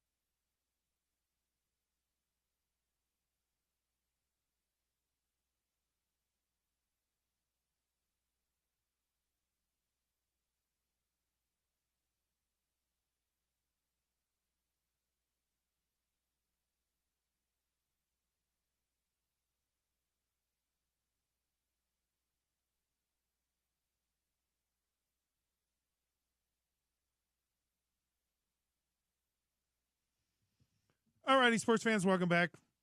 It's the Sean O'Connell Show here on ESPN 792.1 FM. I'm Scott Mitchell filling in for Sean for the next couple of days. Fun show today. Very fun. Loved it. I love talking to Coach Chiesa.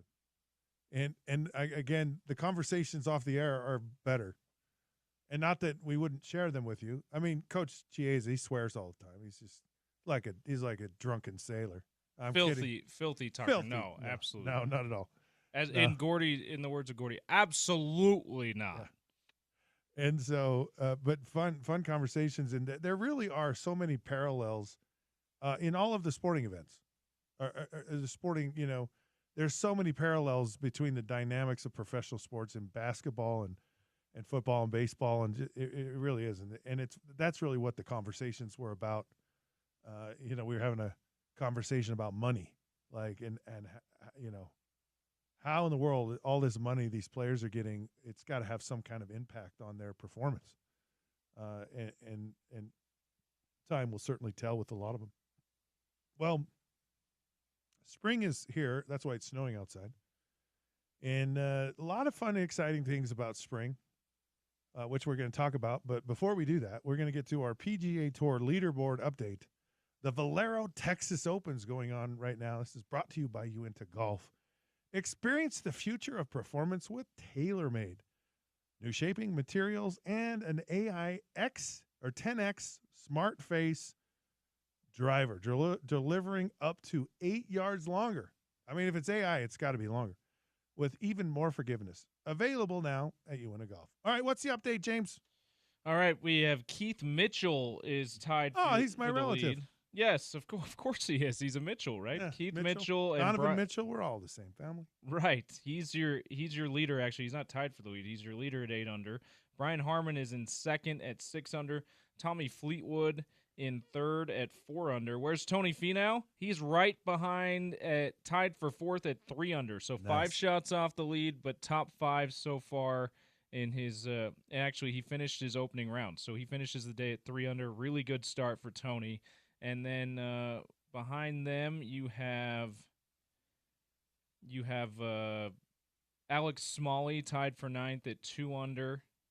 And that's your PGA Tour leaderboard update. Bunch of other guys at 1 and 1 under and even and whatnot. But your leader in the clubhouse, Keith Mitchell, your relative, at 8 under.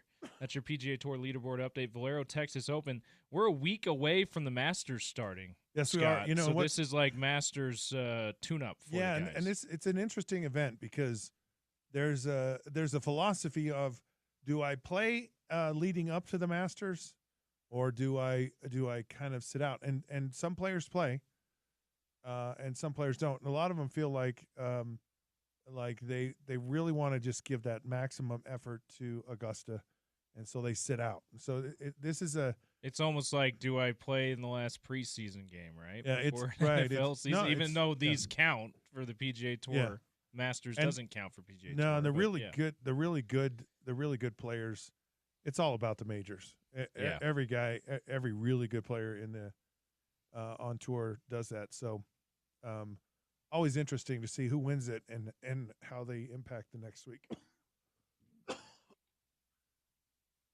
Wow, I'm getting emotional talking about the Masters, as we all do.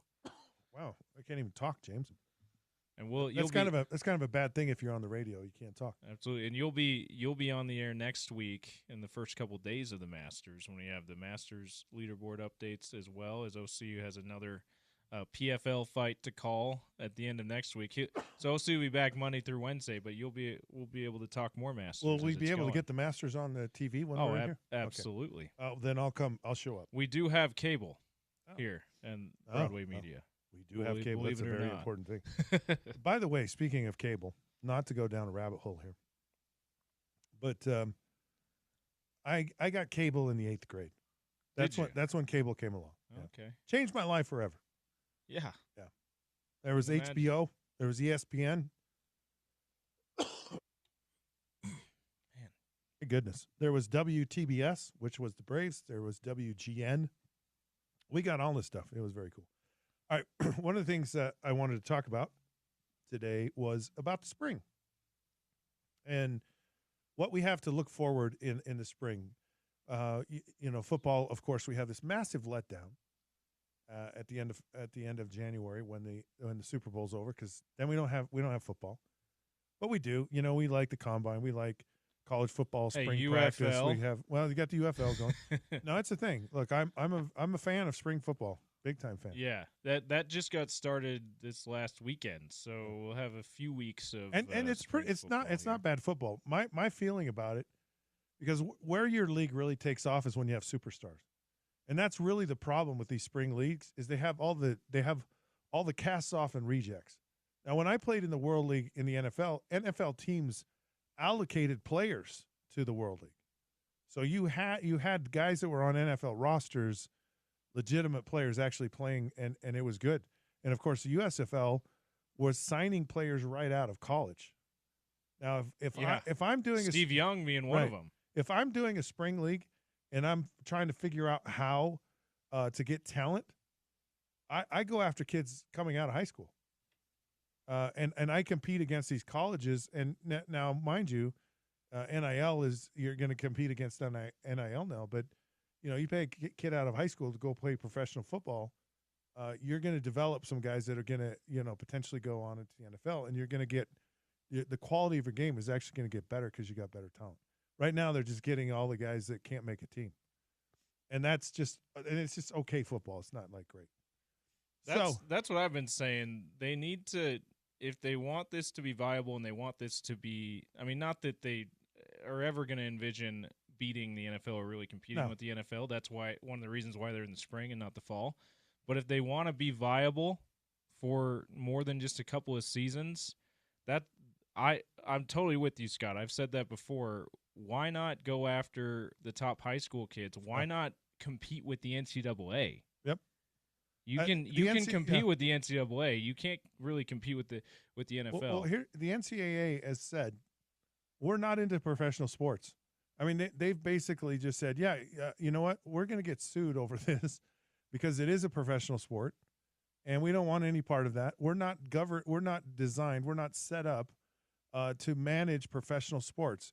So, you can have a transfer portal during March Madness. You can have multiple transfer portals. Yeah, but you can NIL during the college football playoff. Right. Why not? Yeah, you can have the NIL. Right, NIL is like, it's for your name, image, and likeness after you've gotten to a program. Yeah. And now it is the way people are recruited. And the first question a recruit asks out of his mouth is, what are you going to pay me? And so it is a professional sport, and sports, because basketball is a part of it as well. And you're absolutely right. You might as well, you're more equipped to compete against it. And if you're a professional league, offering an opportunity for some of these guys. And I actually think that it could help the regulation of transfer portal and NIL if a professional league like the UFL decided we're going to go after players the NCAA wants, because until they feel threatened, the NCAA and the power conferences are not going to do anything to regulate this. And they need to feel threatened, in my opinion. And here's what's happening is that this is getting whittled down, right? These conferences are going to go to bigger conferences. A lot of teams are going to be left out, and there's still going to be a lot of talent out. There's a lot of talent right now to go between a high-end college program and a minor league professional program like this UAL or whatever it's called. I totally agree. I would like to see the UFL try something like that. Now, the arguments I've heard against it are, guys, especially if you're playing on one of the offense or defensive lines, you don't have the body to play against grown men. And I wonder if that's as big an obstacle as people are making it out to be. I don't know. I do know that the players are so much more developed physically and like skill wise. The coaching in high school has just gotten so good. Yeah, and the players are going out and having their own, specialty coach. I mean, you talk to all these quarterbacks that are in college here in Utah. They're working with a guy. They have their guy that they go to. Whether it's John Beck or whomever it might be, they all have a guy they go work with, and they're not the only ones. I mean, all these players are like, how can I get more skilled? How can I get more developed than I was before? And so they come into college, and there's a lot of freshmen are playing, but there is a development to your body. There's no question. But a year or so in college, those bodies are certainly built up to a certain point. Okay, before we get out to the break, though, I did want to talk about what I'm excited about with spring sports. And there's a couple of things I think are really cool. One is, of course, the Masters. And it is coming up here next week. And the Masters it is such a special, iconic sporting event in our country. Have you been to Augusta? And I have not. But I would absolutely love to go. And I have had friends who actually, they used to go for all of the practice rounds. The best time to go to the Masters is the practice rounds. Yeah. Because you really get a sense for the course. You actually get to watch the players play. And that's what everyone says. It's the golf course. Like, it is really a hallowed ground. And there's so much undulation on the course that you don't totally see or feel when you're watching it on television. So just to go and see it and experience it, it's truly a magnificent thing. And there's not a better sporting viewing event, I think, than the back nine at the Masters on Sunday. It is just that is a special moment, and it's coming up, and it just has this tremendous tradition. The way they run this event, they go, we're not going to do commercials. We're going to run it the way we want to run it. We don't charge a lot for food. You can't buy any Masters merchandise unless you're on property. You get to play for the rest of your life if you win the Masters. And there's just some really cool, fun traditions. Become a lifetime member of Augusta National, right? And it's a who's who. You'd be surprised at the names of some of the Masters. So to me, the Masters just signifies, all right, spring is here, and there's just something about it, the tone of it, Jim Nance's voice, some of the great events, the great tournaments and champions that they've had, just really, really exciting. And then baseball is in full swing. And speaking of full swing, this torpedo bat thing has just got my attention. It's got everyone's attention, now, and it looks a little funky. And they're, of course, playing within the rules. Yeah, people are saying it looks illegal even, right. But it's not. It's not illegal. It's not. It's just different. And but it's just I'm fascinated to see what's happened. The Dodgers have started off 8-0. A lot of these torpedo bats are having. Actually, someone caller on the Dan Patrick Show suggested that every player should use a torpedo bat on Memorial Day and the 4th of July to honor the armed forces because of the name torpedo. Right. Yeah. And the funniest thing, I put that in the notes because you wanted to talk about the torpedo bats, and it stuck out to me this morning on Dan Patrick Show, which you can hear 7 to 10 every day here on ESPN 700 92.1 FM. It was an older lady, and she sounded so serious, and Dan almost didn't know how to respond because right. He's like, that doesn't sound like the greatest idea. Almost right. sounds like a joke. Yep. But she was so serious. She sounded so serious about it. He was just like, "Thank you." Yeah, maybe. kind of thing. I would like to see it in just to see the impact of it. Yeah. Like, is this really going to have some kind of impact, or because I know as a player, you get really sensitive about your equipment, and for me it was like the footballs had to feel a certain way. Yeah. Your jersey, the shirt you wore under, how your jersey fits on your body, wristbands, the shoes you wore, everything, your helmet, and so you get really particular about your equipment. And I'm sure that's the same way with baseball players, and they're super superstitious anyways. And then all of a sudden, if it sees this massive uptick, and I'll bet everyone ends up doing it.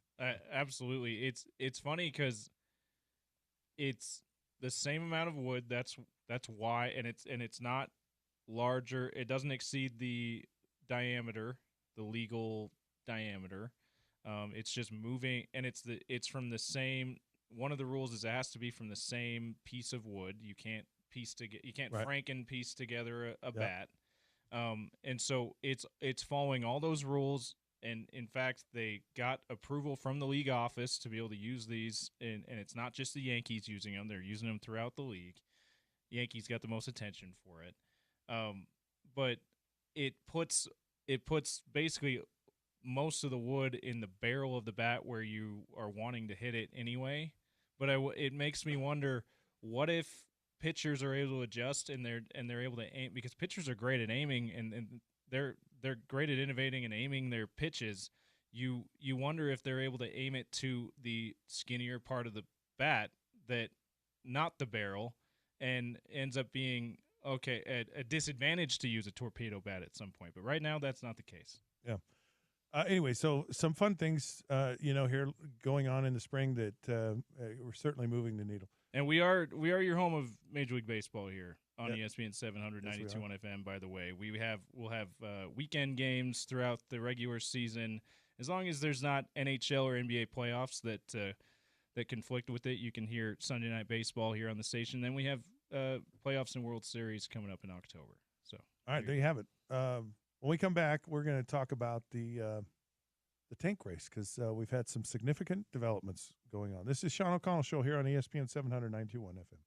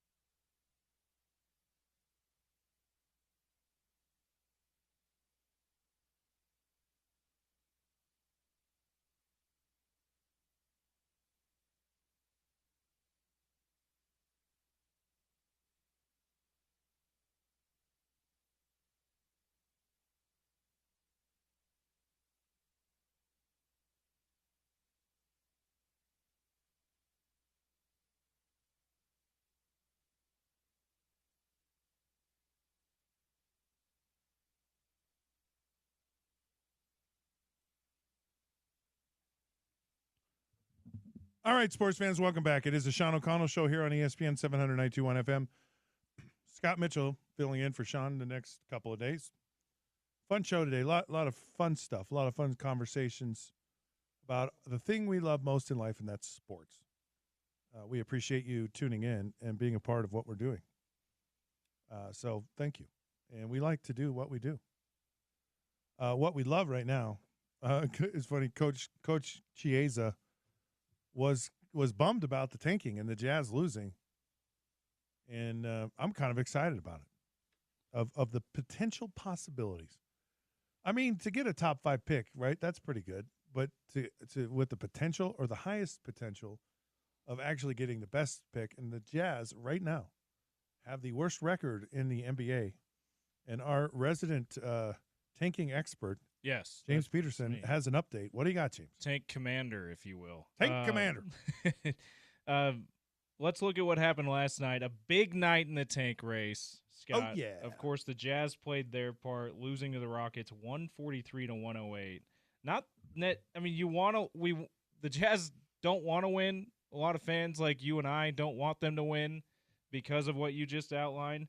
But Will Hardy and a lot of people in the organization don't want them to be giving up 140 points in losses. But hey, only 5 games Well, that's left. a Let's little just play out obvious. the string. It's a little obvious if you get lose, give up 143. Yeah, so that's like at least make it look good. That's a rough night, but hey, it helps the tank. Hornets lose to the Pacers. Pelicans lose to the Clippers, so they keep pace. Wizards, though, they beat the Kings, Scott. Yeah, baby. The Wizards got another win, 17th win on the season. We love to see it. Those dumb magicians got another win. Don't they know they're supposed to lose, Scott? Apparently not. Look, they've been doing their part, and it's funny. Every day I look at the standings, and I don't look at the Jazz. I look at the Wizards. Yeah. Like, okay, what happened? Where are they? Somehow, magically, did they lose even though they didn't play? I want the Wizards to lose. Or you want them to win? By winning. Yeah, yes. Lose by winning. There you go. I see where you're going. This is so confusing. It really is. And then a bonus one, because what we talked about yesterday with the Mavs playing a role in when Alex Jensen can really get started as the head coach. We'll tell you what happened with their game last night. Heartbreaking win for the Mavs. Ouch. From that regard. They beat the Hawks on an Anthony Davis game-winning little runner off the glass with just a few seconds left. So they were right there, had the loss in their hands, unfortunately, for running Utes fans. And what's up with Anthony Davis coming back? I know. Isn't that interesting? He's supposed to be out. It's like, get out, stay out. Yeah. So we need our coach to get to town. Come on, Anthony Davis. Let's go. It looks like they're motivated. The players, anyway, Jason Kidd, head coach, they're motivated to at least make the play-in. And they're in good position to do that, again, with this win. What's going on tonight? Wizards on a back-to-back. They're hosting the Magic. Maybe they can make it back-to-back wins. Magic, not necessarily the best team in the league. They're an under 500 team. They're going to be in the play-in rate, in the play-in, maybe in the playoffs, and maybe probably lose in the first round if they make the playoffs. But not the most consistent team, so that's a fairly winnable game for the Wizards tonight. Well, if you have Wizard Magic – yeah, something Harry Potterish has to happen. Absolutely.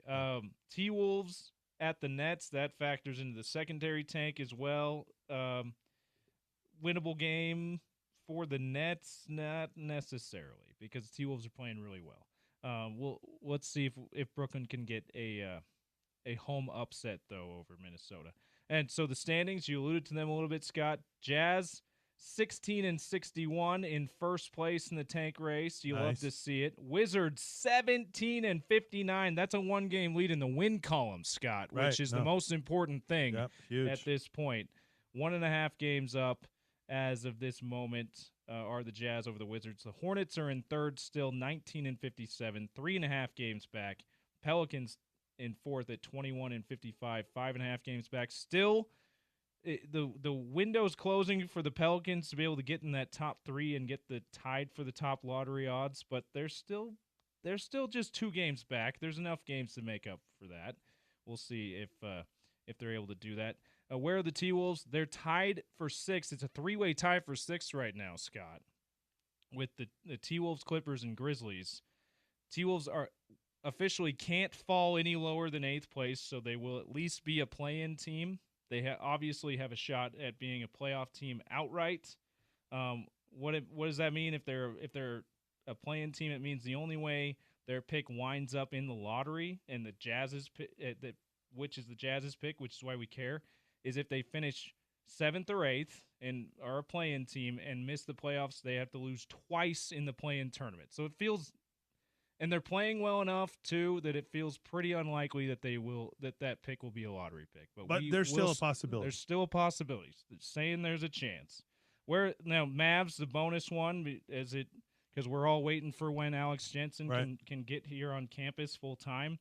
They're 2.5 games up on the 11th place Suns. They're in 9th place right now. Only 5 games left, so they'd have to lose almost just about every game, and the Suns would have to win almost every one of their 6 games left to make up that ground. So it feels increasingly likely the Mavs will be in the play-in tournament. But the good news is I don't think they're winning enough in the play-in tournament. They'd have to win both games to get into the playoffs, and I don't see the Clippers or T-Wolves losing twice. And then take a break from the tank tonight, Scott, with the Heat hosting the Grizzlies. We talked about it with Gordy. 2 teams that want to win. Imagine that. Go figure. Playing a game at the same time. Coverage starts at 6 right after the drive. Here on ESPN 792.1 FM, your home of the NBA, and the only station in our market that has games that both teams are trying to win. So tune in for that. Here's how bad it is for the Jazz. This is the worst record since their first year. Since they were like since New Orleans, their first year though. So this is a new franchise that's just starting out, and that's how bad this record is. Yeah, we've long. So even though we're happy about it, that's pretty demoralizing. Yeah, it's pretty bad. They've long surpassed the worst records in their time since they've been the Utah Jazz. Now we're looking at, and they had some really bad years as the New Orleans Jazz, the all-time worst record. All right, let's take a break here. When we come back, Sam Brockhouse from Sumer Sports. Of course, he's an NFL data analyst. It's all about the data. We're going to talk about that when we come back here on the Sean O'Connell Show, ESPN 792.1 FM.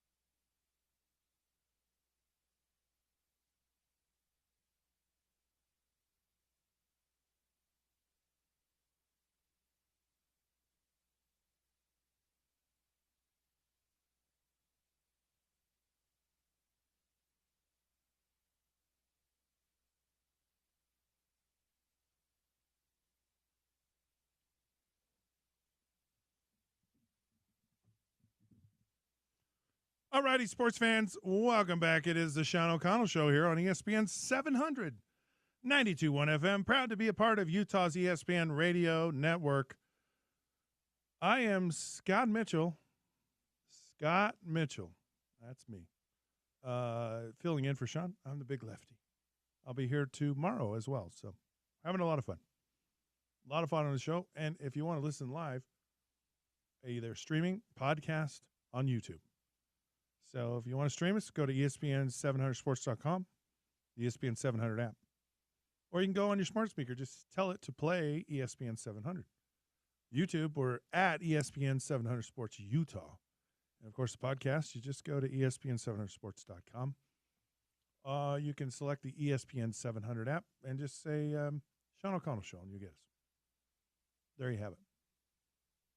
All right, the show has been a lot of fun today. A lot of talk about the Utah Jazz. A lot of talk about the NFL. A lot of talk about tanking, and a lot of talk about nothing. Right? No, we are. It's actually all good. One of my favorite subjects, always though, is to talk about the NFL. The NFL is king. It's what we love the most. And joining the program right now is Sam Brockhouse from Sumer Sports, is an NFL data analyst. Sam, welcome to the show. How you doing today? I'm doing fantastic, man. I'm getting excited for the draft. It feels like we're in the real meat of it now. The pro days are kind of over. We've been past the combine, and now we just have to sit with the information that we have, analyze it, and make decisions for the draft. Speaking of pro days, how much do you weigh the pro days? What do you guys glean from the pro days? What do they mean to the teams and to the players? So I, for one, would much rather rely on the combine measurements. You know, if you look at research about the hand timing of some of the drills, obviously the bench press is the bench press, but hand timing of a drill, typically a human's hand timer is about 0.08 seconds of error based on what the actual time is. And when we're talking about 40s, that's like a pretty big difference. Yeah. So I know we saw Tet McMillan, for example, have a smattering of times come from different insiders and different scouts. So I tend to not necessarily look at those types of values. Maybe for the guys who didn't get a chance to go to the combine, or maybe special teams guys, I'll compare their values with some of the other players to get a sense for where they're at in the percentile range. But generally, I'm trying to get an understanding of what the coaches of that university are probably telling some of the scouts in person there, get more of a sense of that intangible element that may go into the draft time info. The owners are meeting right now, and of course, Katie Blackburn, the president of the Cincinnati Bengals, said, "Hey, after next year, we don't have to stay here." Could you ever see the Cincinnati Bengals leaving Cincinnati?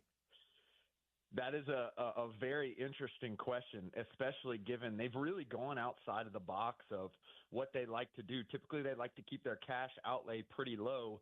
They re-signed both Jamar Chase and T. Higgins, two excellent players, and then stories coming out about they don't seem to have much interest in re-signing Trey Hendrickson. It seems like that is a franchise who knows who they are on offense. They're trying to figure everything else out. I'm not one to speculate. I bet this is more posturing than anything. But the Bengals are clearly doing things that are unexpected given their history. So perhaps this could be something unexpected as well. I think it's kind of funny. I played for the Bengals for 2 years, and by that I mean they're the Bengals, and because I agree with you. I think it's some posturing, and they're like, yeah, Cincinnati. If you don't do what we're going to tell you, we're going to leave, and we're going to take our crappy organization with us. And it's like they're trying to gain leverage. And there's great fans in Cincinnati, by the way, but it just seems odd that I don't know how much leverage they actually have if that's what they're trying to do. Yeah, and I mean, I know y'all are out there in Utah, so the Jazz obviously are very big. I don't know if you saw, but the Minnesota Timberwolves sale finally went through. Yeah. These teams are worth so much money, And I know it came up with the Chargers, for example, years ago, the Rams as well. It seems like the owners will do most anything to increase that valuation on a year-to-year basis, and perhaps moving would do that, but it's really hard to think that family-run, family-owned organization is moving anywhere but Cincinnati. Yeah, Paul Brown would just roll over in his grave. He wouldn't have any of it. Although they could probably use the money. I know I got a pair of socks for the year. It's like you gotta covet these socks because you're not getting any more. That's it. And it's tough out there, man. Is there anything else going on in the owners' meetings that grabbed your attention? Might have some impact on the draft. What's going on? So I think there's a couple items that may not have an impact on the draft, but will have an impact on the season. The first element is they moved the touchback to the 35. Yeah. That's going to greatly increase the number of kickoffs that will actually be in play. And Sam Schwartzstein, who is now an analyst for Amazon, he works on those brilliant Thursday night analytics that you can watch on Amazon Prime. He was once a director for the UFL, the Spring League, and he instituted this type of kickoff there. And his intention was to create more kickoff returns while keeping it safe. And as a result, he had it at the 35. They're now at the intended version rather than the 30, which it was last year. So we're going to see a lot more kickoffs. Maybe what that means is, in the 6th and 7th rounds, there's a lot of excellent running backs. Expectation is about 30 will be drafted. Yeah. This kickoff return is a lot more like a running play than it is the old school kickoff where you need just a guy who can put his foot in the ground and go as fast as possible. I wonder if in the 7th round we might not see some guys take a shot on a tailback that could potentially be a kickoff returner, given that they expect that number to go up quite a lot in the number of kickoff returns that we'll see next year.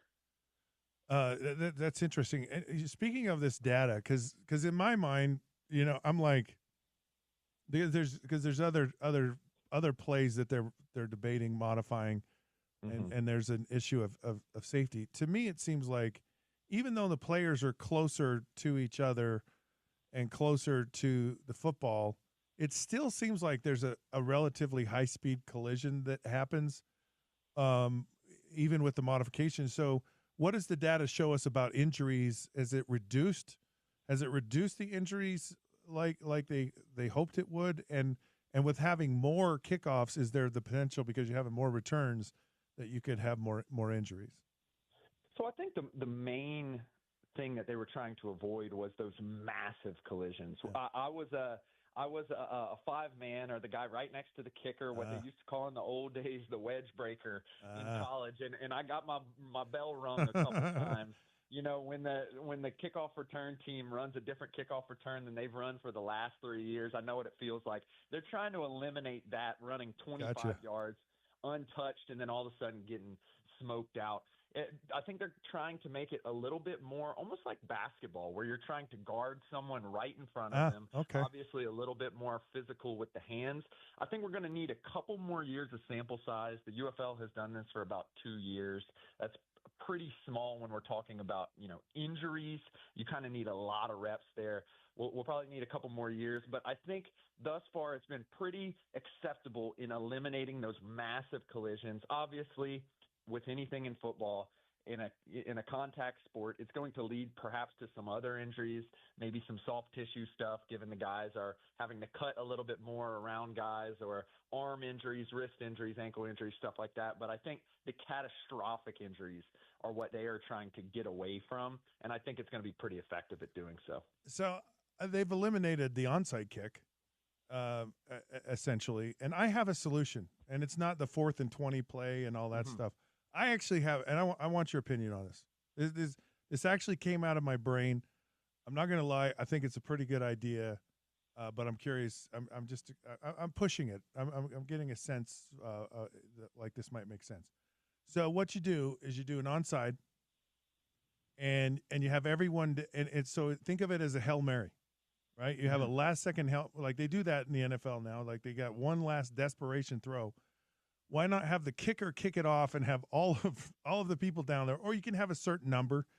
Maybe you have 5 or 6 guys from both teams, and they just do a Hail Mary kick. And so if the team that's kicking it actually gets the interception or recovers the ball, they get it where they get it. And then if the receiving team, then they would get it at the 35-yard line. So at least it gives you a chance. It minimizes the injury factor, and you're still getting a free kick, which has been a part of the of football forever. You like my idea? Does it have some legs? What do you think? Yeah, I think as an analyst, it'd be interesting. What I'd immediately want to look at is the conversion rates on Hail Marys, because the onside kick, obviously, especially now that they've eliminated the surprise onside kick, had 3 good elements. One was strategy. I think he was at Presbyterian. He was an Arkansas high school coach for years. He just onside kicked every single time because he thought the numbers were in his favor. Obviously, that would probably not work in the NFL. But that's the first element, strategy. The second was surprise. I'm a big Saints fan, grew up in South Louisiana. We basically won a Super Bowl because of That was a gutsy call. That was a gutsy call.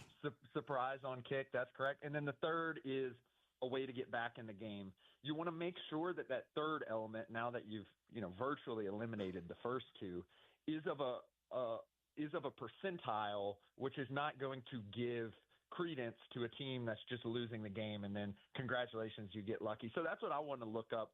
The Hail Mary conversion ratios, which I would expect to be pretty low. I mean, maybe like 5%, 10% at maximum. I think it was very similar for the onside kick ratio. If you could prove that there's not a lot of injuries, which it seems like there wouldn't be, I think it's probably something that could be considered. All right. I think I'm gonna run with it a little bit. Speaking of a play that's like still being considered, the old tush push, and speaking of like being that wedge guy, look, I was a quarterback and I ran a lot of quarterback sneaks, and those aren't fun. Just so you know, like it's not fun to just stick your head in there and let everyone try to pound on you. I can't imagine what it's like to have someone pushing behind. So that's part of the debate. Is it unfair or is it unsafe? What are your thoughts on the tush push? So I got kind of 2 angles to this. The first is just my old school hammerhead linebacker play, growing up in the South watching football. And, man, if you can't stop the tush push, then you got to let it go. It's a football play. It's physical. It's using Jalen Hurts' strong lower body and those excellent offensive linemen as a battering ram. So I just kind of like it from a physical, old school football perspective.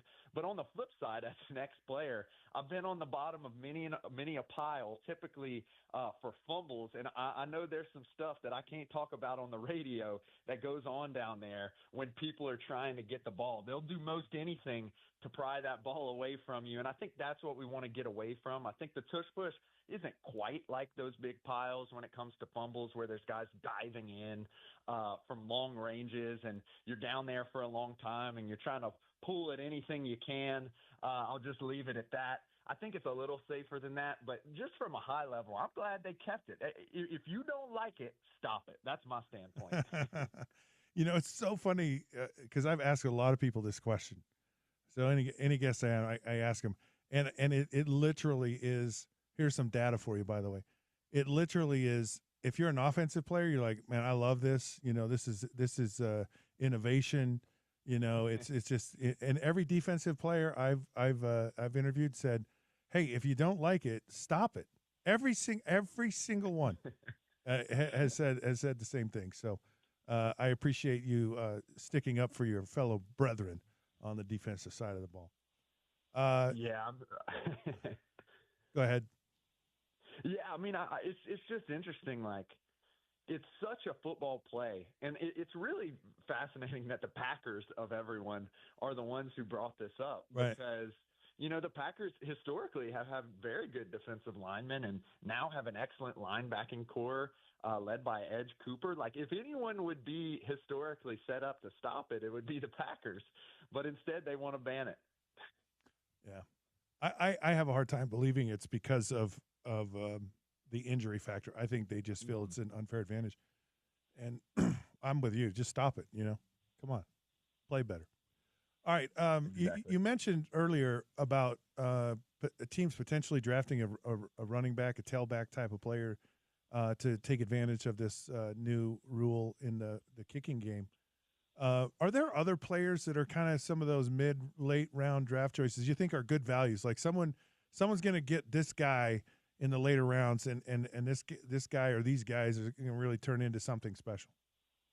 We're working really hard on our draft guide application, which will be available on consumersports.com here in the next week. And I'm putting together an article of some key takeaways. And he's caught my eye both before the Senior Bowl, during the Senior Bowl. He's catching my eye again as we're putting together these advanced stats for the draft guide. And that's Josiah Stewart out of Michigan. He's kind of the third man. You know, I'm a big wrestling fan. Back in the day, no one knew who the third man on the line in the NWO was. It ended up being Hulk Hogan. I'm wondering if that's not true about Josiah Stewart. They have two probable first-round picks, Kenneth Grant and Mason Graham, excellent defensive tackles who get all the hoopla. But Josiah Stewart is a edge-rushing player from Michigan who can really have an impact. You look at all of our advanced analytics, he has a blue-chip grade in a lot of those things. Now, he is very small. He will be a smaller edge rushing talent. But what's interesting is he's pretty good at stopping the run as well, which is typically the knock on those smaller guys who play out in the edge in 3-4 schemes as he did. If he can contribute that, I think he may be someone you can get in the middle rounds who can be of immense value moving forward. The one player that is fascinating to me, and I've heard so many positives, negatives, is Shedeur Sanders.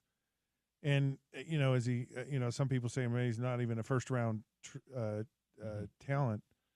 And to me, I wonder how hard is it, or do you find a lot of teams are mixing his heritage, that he's Deion Sanders' son and it was coached by Coach Prime. And is it hard for people to kind of separate the talent from who his father is? So I tried to do a little bit of an analysis on this. He was basically the top consensus player. If you look all across consensus big boards and mock drafts from all across the internet, there's places that bring these all together and put them into one ranking. He was number one basically up until the Shrine Bowl, or at least 1 and 2 with Cam Ward, right, which makes sense. It seems as if a lot of people have them kind of tiered a step below some of the guys last year, which brings up some questions in itself. But it seems as if they'd be close if you don't have either of those guys as a blue chip player.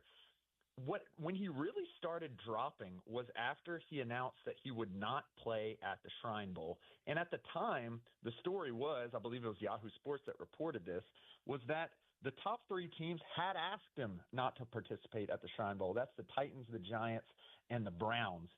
And so if that is when the narrative started forming that some of these teams don't like him, or the interviews didn't go well, or he's going to be a GM killer because he's going to bring the media and the hoopla and all this, that, and the third to your franchise, I just discredit that as a statement. You look at the guy's pedigree, and it's the same with Travis Hunter. The man made a decision to go to Jackson State, an HBCU. They propped that program up, propped that school up, did a great job of winning games and bringing a lot of visibility to some of the HBCUs. And then they made the decision to leave to Colorado, which by all metrics was one of the worst programs in recent years in the country. They go ahead and make that into a potential Big 12 conference championship winner, bowl games, Heisman Trophy for Travis Hunter. I just think that pedigree there speaks louder than a lot of the little chirps that we're starting to hear in the draft. Now, don't get me wrong. He does probably have a limited physical profile as compared to Cam Ward. He's substantially more accurate. I think it should be more of a different strokes for different folks thing. If you like the accurate quarterbacks who have the production, you probably go with Shedeur Sanders. If you like the big arm talent that you're probably going to have to develop, it should be Cam Ward. But I think that should be the distribution. I don't think all this hoopla should be causing problems out here. Yeah, watching Shedeur, I that was one of the things that jumped off to me. Like, he was a fierce competitor. and just he brought his team back from so many what looked like inevitable losses. I mean, just really relentless in his competitive fire to play, and I think that goes a long way. The other things, I think there are some limitations, but I just for some reason I just find him so fascinating. It's just because of the relationship with Deion and the respect, and the type of player Deion was. So every year someone overreaches in the draft, typically in the first round, and they make a pick, and you just go, what? Maybe who is that, and what is the result been? Have you ever looked into that, like where a team maybe drafts a player too high, and do they most of the time look foolish in the end, or does it pay off for them? So I think there's process-based things on this, which are in relation to position. There's two tight ends that are probably going to go in the first round this year, which is Tyler Warren and perhaps Colson Loveland. He seems to be targeted by several teams at the back half of the first round. But if you look at how tight ends typically work, there's three items that are really key of why you probably wouldn't want to draft a player like that in the first round. And don't get me wrong, a lot of these players have blue chip grades, particularly in terms of Tyler Warren, but there's just some structural elements in that would lead you to not draft a tight end in the first round. The first is typically we're not excellent at projecting which tight ends will be great immediately. Last year, obviously, the Raiders hit it real big with Brock Bowers. But if you look even just 1 year in the past, Dalton Kincaid was actually the first tight end off the board. He hasn't been too immensely productive. They had to go out and get a wide receiver last year.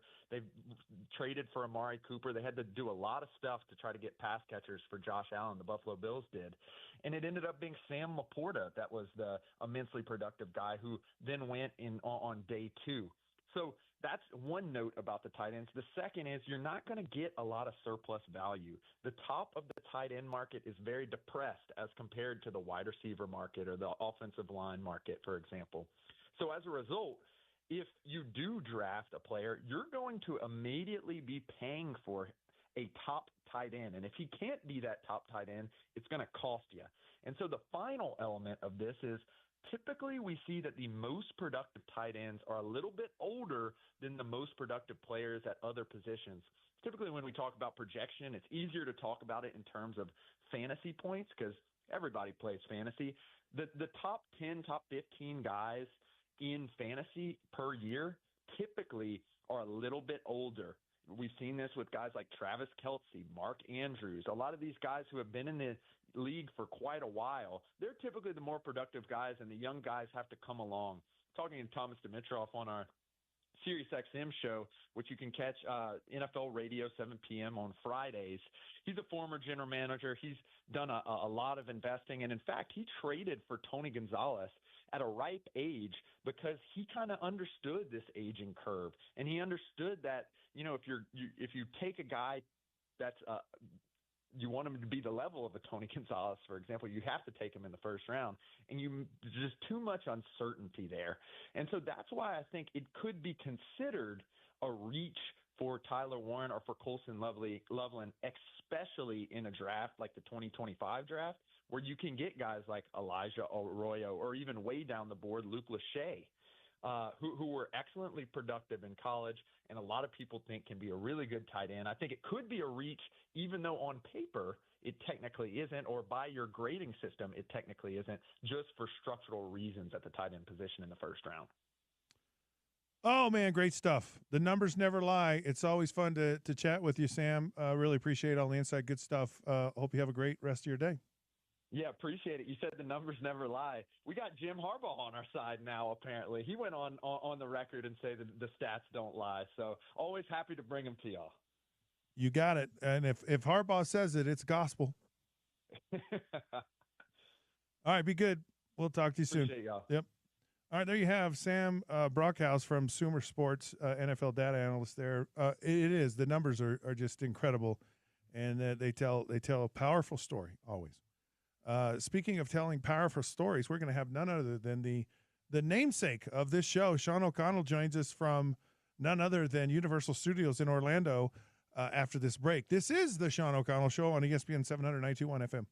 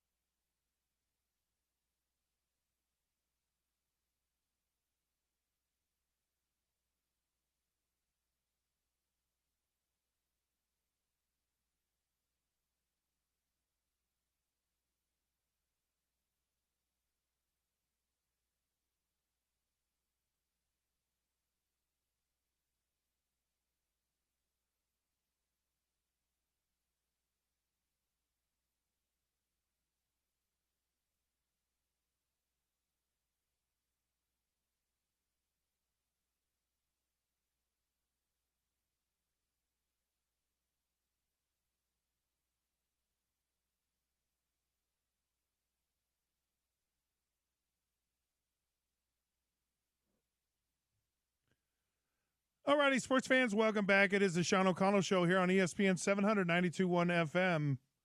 I'm Scott Mitchell filling in for Sean the next couple of days. They said, bring on the lefty. We need it. We need someone to help out for a few days. So happy to do it. Always fun to be here. Speaking of what's fun to be here, Utah Spring football is here. And ESPN 792.1 FM has all the coverage you need. Brought to you by Jersey Mike's. Head to ESPN700sports.com for details. Not only is spring football here, not only am I here hosting the show for Sean, but we have none other than the namesake of the show, Sean O'Connell, joining us from Universal Studios in Orlando, Florida. Sean, welcome to your show. How you doing? Thanks for welcoming me to my show. I appreciate that. Doing great. Yeah, who knew that Universal Studios, which we now equate with being a theme park, is actually also studios. So, yes. Yeah, that's where I'm in the green room and getting ready to call some fights tonight. I lived in Orlando for quite some time, and I would do they had a thing called the Sunshine Sports Network, which actually was at Universal Studios. So I've been to those studios. I know where they are. A long time ago. Speaking of calling fights, you have a PFL fight nights begin tonight at 5 on ESPN2 and ESPN Plus. What tell us about it? What's going on? Yeah, we've changed the format a little bit. It's a single elimination tournament now, and you win in advance, you lose, you go home. It's March Madness of mixed martial arts, and these guys are all chasing championships and hopefully putting themselves in a situation to earn some big time money. It's 3 fights in relatively short order as well. It's the quarterfinals, I guess, are this week, and then in June you got the semifinal, and then the final will be in August. So 3 fights in about 5 months. Wow. Which anyone who's been around combat sports knows it's a tall task. That's really, really tough to go back to back camps like that. But it's going to be a lot of fun. We got 2 former Bellator champions squaring off in the main event, Jason Jackson and Andrei Koreshkov, and hopefully people will tune in to watch on ESPN Plus for the early card, and then ESPN2, like you mentioned, for the main card. So you've been around this mixed martial arts for some time now. What have been some maybe trends or developments that, whether it's fighting technique or training or just innovation, what have you seen in the development of this sport over the years? Well, one of the most fascinating things is the level of athlete that is now getting into mixed martial arts. Now that the money's gotten a lot better and there's more opportunities, and you've had some kind of superstars emerge from the MMA world and guys that have been MMA champions that have transitioned into things like acting, like Randy Couture, who's the color analyst on the broadcast with me tonight. It's obviously a lot more appealing to people who have athletic potential. And so now you're starting to get guys, first of all, training a lot longer. They train from childhood now. When I was fighting and the generation before me, very few people were mixed martial artists as teenagers, right? They were wrestlers who went and wrestled in college. Right. They were jiu-jitsu guys from Brazil. They were karate experts. They were boxers that then kind of put the rest of the skill together so they could compete. Now, MMA gyms are full of 10-year-olds, 12-year-olds, 13, 15, all the way up. And so people are just way better now than they used to be from a technique standpoint, from an athleticism standpoint. And the other thing that's really interesting is weight cutting has been a huge, huge issue in the sport of mixed martial arts, where people will suck themselves down, dehydrate themselves down to dangerous levels in order to be the biggest guy in the fight. And people finally figured out, with the help of science and doctors, that like, hey, if you dehydrate more than 10% of your body weight just to get on the scale, your performance the next day is going to be diminished. Your body can't recover fast enough. Your brain can't recover fast enough. You can't really properly hydrate yourself fast enough. So now people are fighting a little bit closer to what we call their walk-around weight than they used to, and their performances are better because of it. So those are some changes that have happened just in my involvement in MMA. And if you talk to someone who's been in it longer than I have, they could probably give you 10 more. So if I'm hearing you right, Sean, me with my superior athleticism should consider this mixed martial arts. Then that's what I'm hearing from you. Listen, a guy with your wingspan, with your size, you'd have been a formidable heavyweight back in the day. It's probably in your 50s. It's probably not a good idea to get into it now, but, never say never. I do like a celebrity event, just, for like 30 seconds. Call it good. You versus one of your old, rivals from the NFL. That'd sell some tickets. I'll tell you, I want to fight Dan Marino. That's who I want to fight. I go fight Marino. That'd be perfect. You'd smash Dan Marino. I would. I'd wear him out. This is for all the times, Dan, you would never let me play. You played all the time. All right, I want to. So baseball's kind of in full swing here, and the old torpedo bat, which is an awesome name, and it's kind of a cool looking thing. What are your thoughts on the old new torpedo bat technology that seems to be all the discussion in Major League Baseball right now? Look, if every single player in the major leagues can buy a torpedo bat and learn how to use a torpedo bat, then go for it. That's not cheating, in my opinion. If you allowed every person to use a corked back, then fine. We just have more offense. And we need batters, we need hitters to be able to catch up with the pitching these days. So I love the torpedo bat. I love that people are starting to use it, adapt to it. It's not going to work for every single guy because you got to hit on the label consistently in order for the torpedo bat to even matter. And there's plenty of guys that, are poking it off the end of the bat all the time or don't have that perfect swing. So I don't know. It's something that it's kind of like, when they started to allow better cleats in football, like the molded hard plastic bottom of the cleat or the screw-in cleats, and everyone was able to buy those things. And that was a technological revolution. The helmets got better. Can you imagine, Scott, if the first guy to wear a really good helmet that actually prevented concussions, if some other team was like, oh, no, we can't have that, that guy's not getting hurt anymore. It's just, as long as the technology is available to everyone, the torpedo bat is available to everyone, let's go. Let's see what it does for baseball and for hitting more dingers. I know for me, when they decided to put the face mask on the helmets, that was a big change for me in football. So that was I love that. Actually, when I played, one of the innovations was the speaker in your helmet to call the plays, which was an awesome technology. But they compromised the helmet because they think of like the hardness of your cell phone, that they had a transmitter on one side and the battery pack on the other side, and they were like a little rectangular thing, and they took most of the padding out of your helmet so they could put them in the helmet, and then they just a little bit of padding over the top of it. And all I noticed is more quarterbacks were getting concussions. I'm sure today the technology, those things are probably super small, compared to what they were. But I was just like, someone's gonna get seriously hurt with this technology. Yeah, I can't even imagine if you had a certain level of protection in your helmet and then that was reduced because they put something in there. I can't that would not fly today. Obviously, with what we know about TBI and head injuries and things like that. I was talking with my friend Jeff Schwartz the other day. He was we were having a laugh about, he had a super old offensive line coach when he was in high school who would tell all the players. I used to play, back when I played, the game was over, you'd take your helmet off, fold it up, and put it in your back pocket because they were wearing leather helmets back in the day. So, technology and sport go hand in hand. The evolution of technology and sport go hand in hand.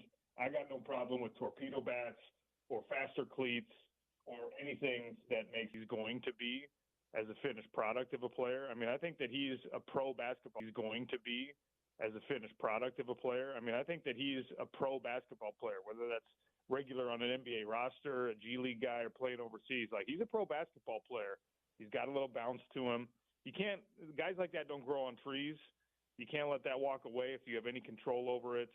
And so I'm happy to see that Utah basketball and the new era under Alex Jensen, first of all, is not just saying we don't like anything we saw, let's get rid of all of it, because there were some nice things about this team. And, Keanu Doss specifically is a great athlete who's got some basketball skill.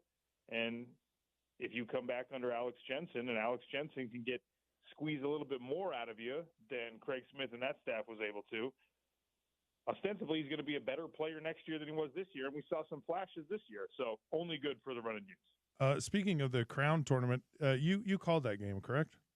I did. Yeah, it was fun. What was your impression?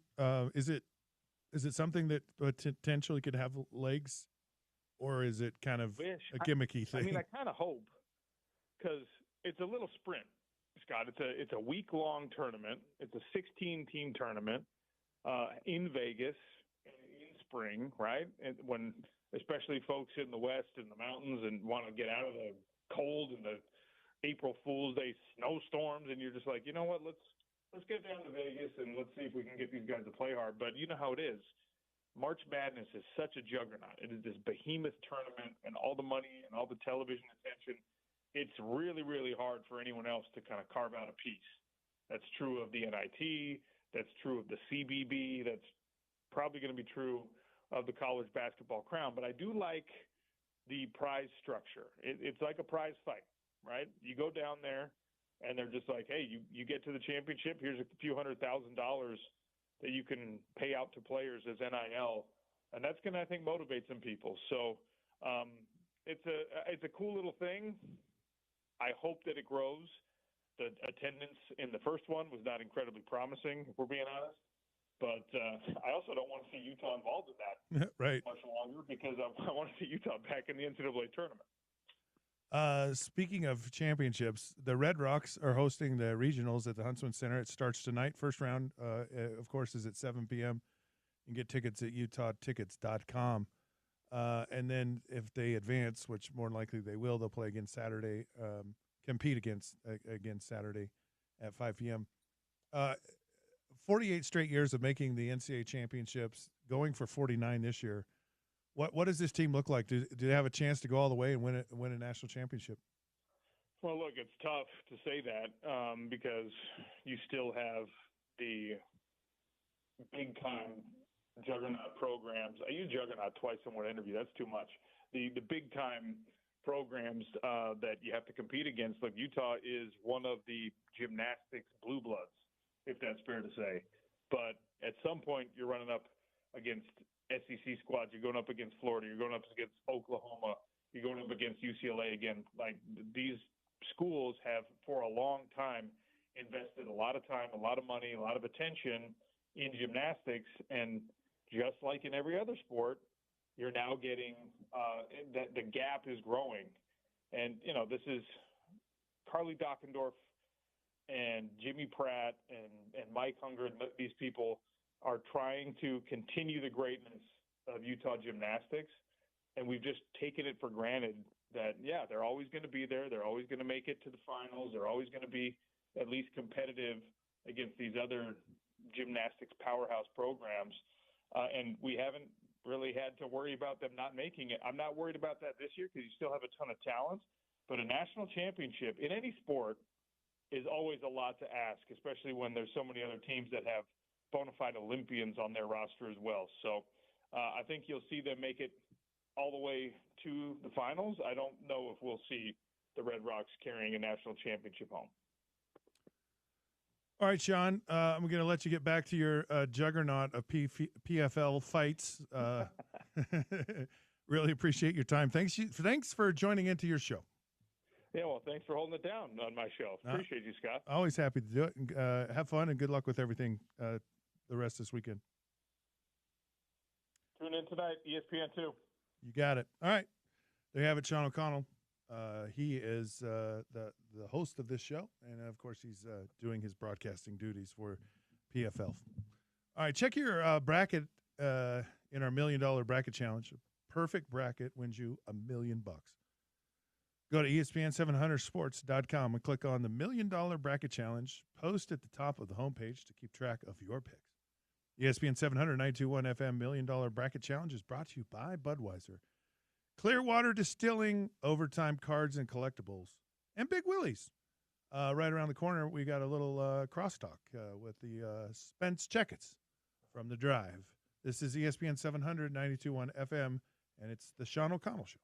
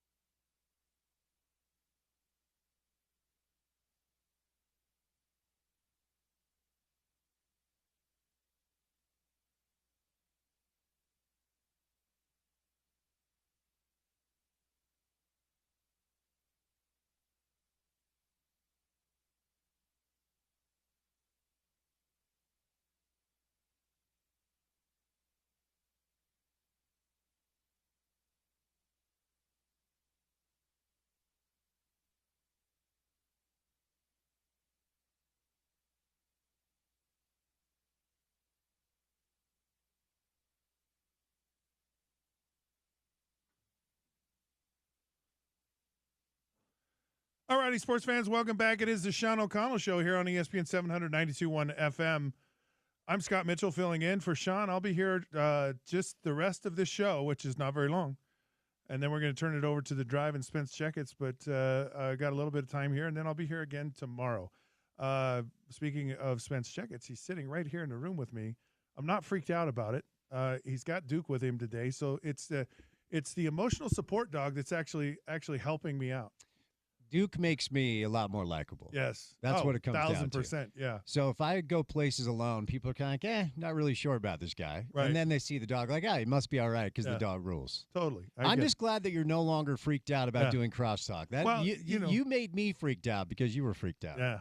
And I don't know why I was freaked out because, I usually don't get freaked out. I got a pretty calm demeanor. For some reason, I tend to have that effect on people. I don't know why. Well, I don't think you had the dog with you that day. So again, now you're feeling good. Like Spence shows up without a dog. I don't know how to handle it. Duke is the official emotional support dog of ESPN 700. He's a good dog too. I love animals. I'm a huge. I've had two yellow labs. I don't have a pet now because I'm too old and I just emotionally I can't handle it. I mean, speak about emotional support. Because they don't live forever, I know, and I can't handle that part of it, and I can't think about that. I know, and so I can't do it. Crosstalk today is brought to you by Burt Brothers. Burt Brothers Spring into Savings. Get your car ready for the season with $69 tires, $50 off service tickets, and $79 alignments with the purchase of 2 or more tires. Don't wait. These deals will not last. Stop by your nearest Burt Brothers today. Burt Brothers does it better. All right, what do you got on tap today? Let's tell me what you got going. Well, today we are going to talk Final Four. We are going to talk NBA. We're going to talk NFL Draft. We're going to do a little RSL. We have a good guest list today. So we're going to bounce around, do a little bit of everything. Bowler's going to stop by on the program. We've got Neil Smith for a little Utah Hockey Club. I think it's safe to say that the race for the wild card is dead. It's not happening this year. Yeah. Howard Beck, Jason Christ. So good guest list, and we'll bounce around and do a little bit of everything. Let me ask you, as you know, I'm a long-suffering Jets fan. Geno Smith, 2-year extension with the Raiders. Yes. and I saw Geno as a Jet. I saw Sam Darnold as a Jet. Yeah. And I thought Geno played well in Seattle. Yeah. I think he resurrected his career, and Sam absolutely. Darnold made himself some money, and now we'll see what he'll do in his new stomping grounds in Seattle. Is it just a scenario where the organization, like if your son was Shedeur Sanders, right? Would you want the Jets to take him, or would you want the Jets to stay far away? No, you don't. No, I think one of the biggest surprises or disappointments for me when I went to the NFL was there's a lot of coaches aren't very good, and there's a lot of organizations that aren't very good. And they don't have to be good. Mm-hmm. Like you have a built-in profit mechanism. Like it's not based on your performance.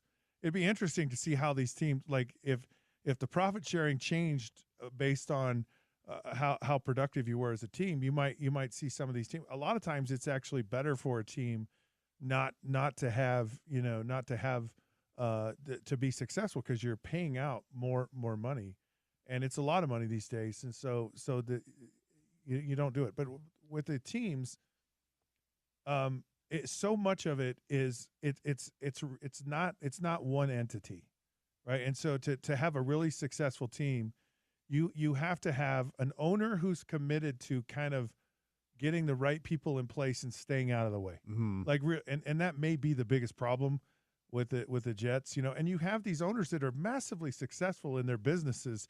They're not used to going, I'm going to be at a 30,000-foot level here with things.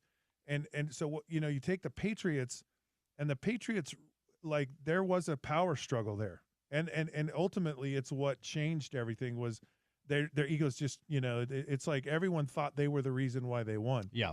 And so you have to have the owner who's in and out of it in the right way, and they have to get the right people in place. That it's about the people picking the players is really and so they pick the right players that match with the coach and the philosophy, and they stay with a philosophy long enough, and it's a sound philosophy, right? Because part of the problem with the Jets with Robert Saleh was he's a great defensive coach, mm-hmm. but he really didn't have an offensive alignment. I don't think he knew what that looked like anyways, So he may not have even recognized it, and so you're trying to pick the right guy on that other. If you're a defensive minded coach, pick the right guy on the other side of it, and you really have to have. And so most organizations just don't have it, and the ones that typically win tend to be much more patient in developing all of this and recognizing, okay, we're just a little short here, and we need a little bit more time, and the Jets are there's just such a huge quick reaction over things. It's really hard, and so if I'm a player like Shedeur Sanders, there's absolutely places I'm not going to go to, and there are ones you just please I hope I end up in this place. And it can change. Sure. Like the Detroit Lions, fascinating. The Detroit Lions, when I played for them, they were absolutely they took care of players like you would not believe. Mm-hmm. So good at that. And they were really good at picking good players. It was the coach. And so then we need a different coach. Then they bring a different coach, and then he wants a different system. It's like, well, these players don't fit the system. So they're like chasing their tail all the time, and they don't stay with things, across the board in their scouting department, their front office, and the coaching, and it's all three of those have to be in place. And then you have to find a Tom Brady somewhere or a Patrick Mahomes, or you just have to kind of get that one player that's really a difference maker. Yeah, the incentive structure to which you speak in professional sports in the United States of America is not conducive for a mediocre owner to change his paradigm in order to win for the fans. He doesn't give a rip. No.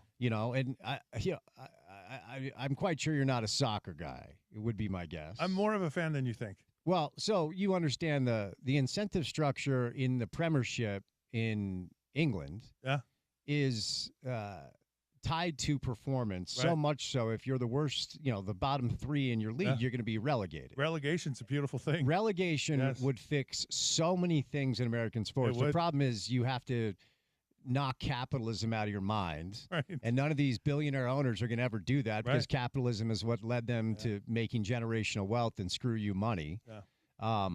It would be really fascinating to see what relegation would do to the landscape of pro sports in America. Yeah. Because, for instance, so I get home last night and walk the dog and I get all my errands done and everything I have to do, and I sit down and I start the Jazz game, and within 5 minutes I'm like, what am I doing? Like they start out okay, and then in the second quarter, Houston runs away from them. They end up essentially losing by 40. But outside of the wins and losses, outside of the actual outcome, just the game itself is impossible to watch. And it's on purpose because the incentive structure in pro basketball says if you are a NBA team in Salt Lake City, there's really one way for you to do this, and it's to find a transcendent talent through the draft. Now, the Jazz have been really good in the past at finding generational pieces in the mid-lottery with Donovan and Carl, and late in first round with Gobert and John Stockton. So it's not like you have to have a top 3 or 4 pick, but in order to get that guy, your best chance is having one of the top 2 or 3 picks in the draft. So the Jazz are doing the right thing based off the incentive structure of pro basketball. But I just wonder what it would look like. And by the way, I wonder how exciting it would be to watch the Jazz if we said, okay, the Jazz have 5 games left. They've got to win 3 of them, or they're playing in the G League next year, right? So at least they show up and try, and it makes it more enticing to watch as a fan. Now, again, it would never happen, but honestly, I think it should. It would be more exciting. No, I think you could apply that to a lot of sports. I mean, college football could be the same. You have some of these conferences where they're top heavy, they're really good, and then the rest of the conference is terrible. And it would motivate some of these owners to your point, were titans of industry in other places, but. Look, I've been around this my entire life. Whenever an owner who has made billions of dollars in another portion of industry decides that he is going to try to translate that skill set to pro sports, it never works. Right. Owning a pro sports team is a much different skill set. And to your point, the best owners in basketball and football and baseball have always been, for the most part, I'm going to hire the right people. I'm going to give them resources. I'm going to let them do their jobs. It feels like that's what Ryan Smith is doing. I mean, maybe. I mean, it feels that way. I don't know. Only time will tell. But maybe he's too hands-on. I don't know. I think he's learning how to do this. Okay. I think he's a Fair first-time owner that's learning how to do this. Okay. I got crickets from Spence. Well, I'm not in those meetings. Yeah. So all I can do is react off of information I get from people that are in the organization, and then the tidbits that we get here or there. Ryan stepped up and went into luxury tax to pay for Mike Conley's addition to the Donovan Mitchell, Rudy Gobert group. Ryan wrote a check that the Millers didn't write, like he was a luxury tax paying owner right away. I am privy to information about meetings that were held with the past iteration of the front office where questions were asked like who's making the final call, and Ryan, who's the owner, and he's in his right to do this, said the final call is me. And past decision makers said, all right, well, then I'm out, So, look, I've said this a million times. I'll repeat it. Danny Ainge doesn't need me to stand up for him. He has a track record of building championship teams that if you're a Jazz fan, you can look at. Justin Zanuck is a very well-respected NBA front office person who was an agent for a long time. I just know that there were a lot of very smart basketball people that after a couple of meetings with the new ownership group said, yeah, I'm good. Go find something else to do. Interesting. But we'll see. I mean, look, all we can do is what's in front of us. And if we're honest, the 3 years that Ryan's on the team has been 3 of the roughest years the Jazz fans have ever had. So we'll see what the future holds. Well, last time I talked to you about that, you said Justin had more of a role than maybe Danny did. Feels like it. So on the ground work day to day. I just want to know who to pray for. That's all. Pray for sun. Okay. Do that right now because I'm over cold weather. I'm with you. And then pray for Cooper Flag. Not him, for that the Jazz get it. Well, No, you know what? Pray for Cooper Flag because you got a big game coming up. Then pray for the Jazz to be able to draft him. I got my praying orders, marching orders. There I go. There you go. Amen, Scott. All right, appreciate it. There you have it. Crosstalk with Spence Checketts. He's up next. This is Sean O'Connell Show on ESPN 700-921 FM. Utah's #1 sports talk. The Drive with Spence Checketts is up now.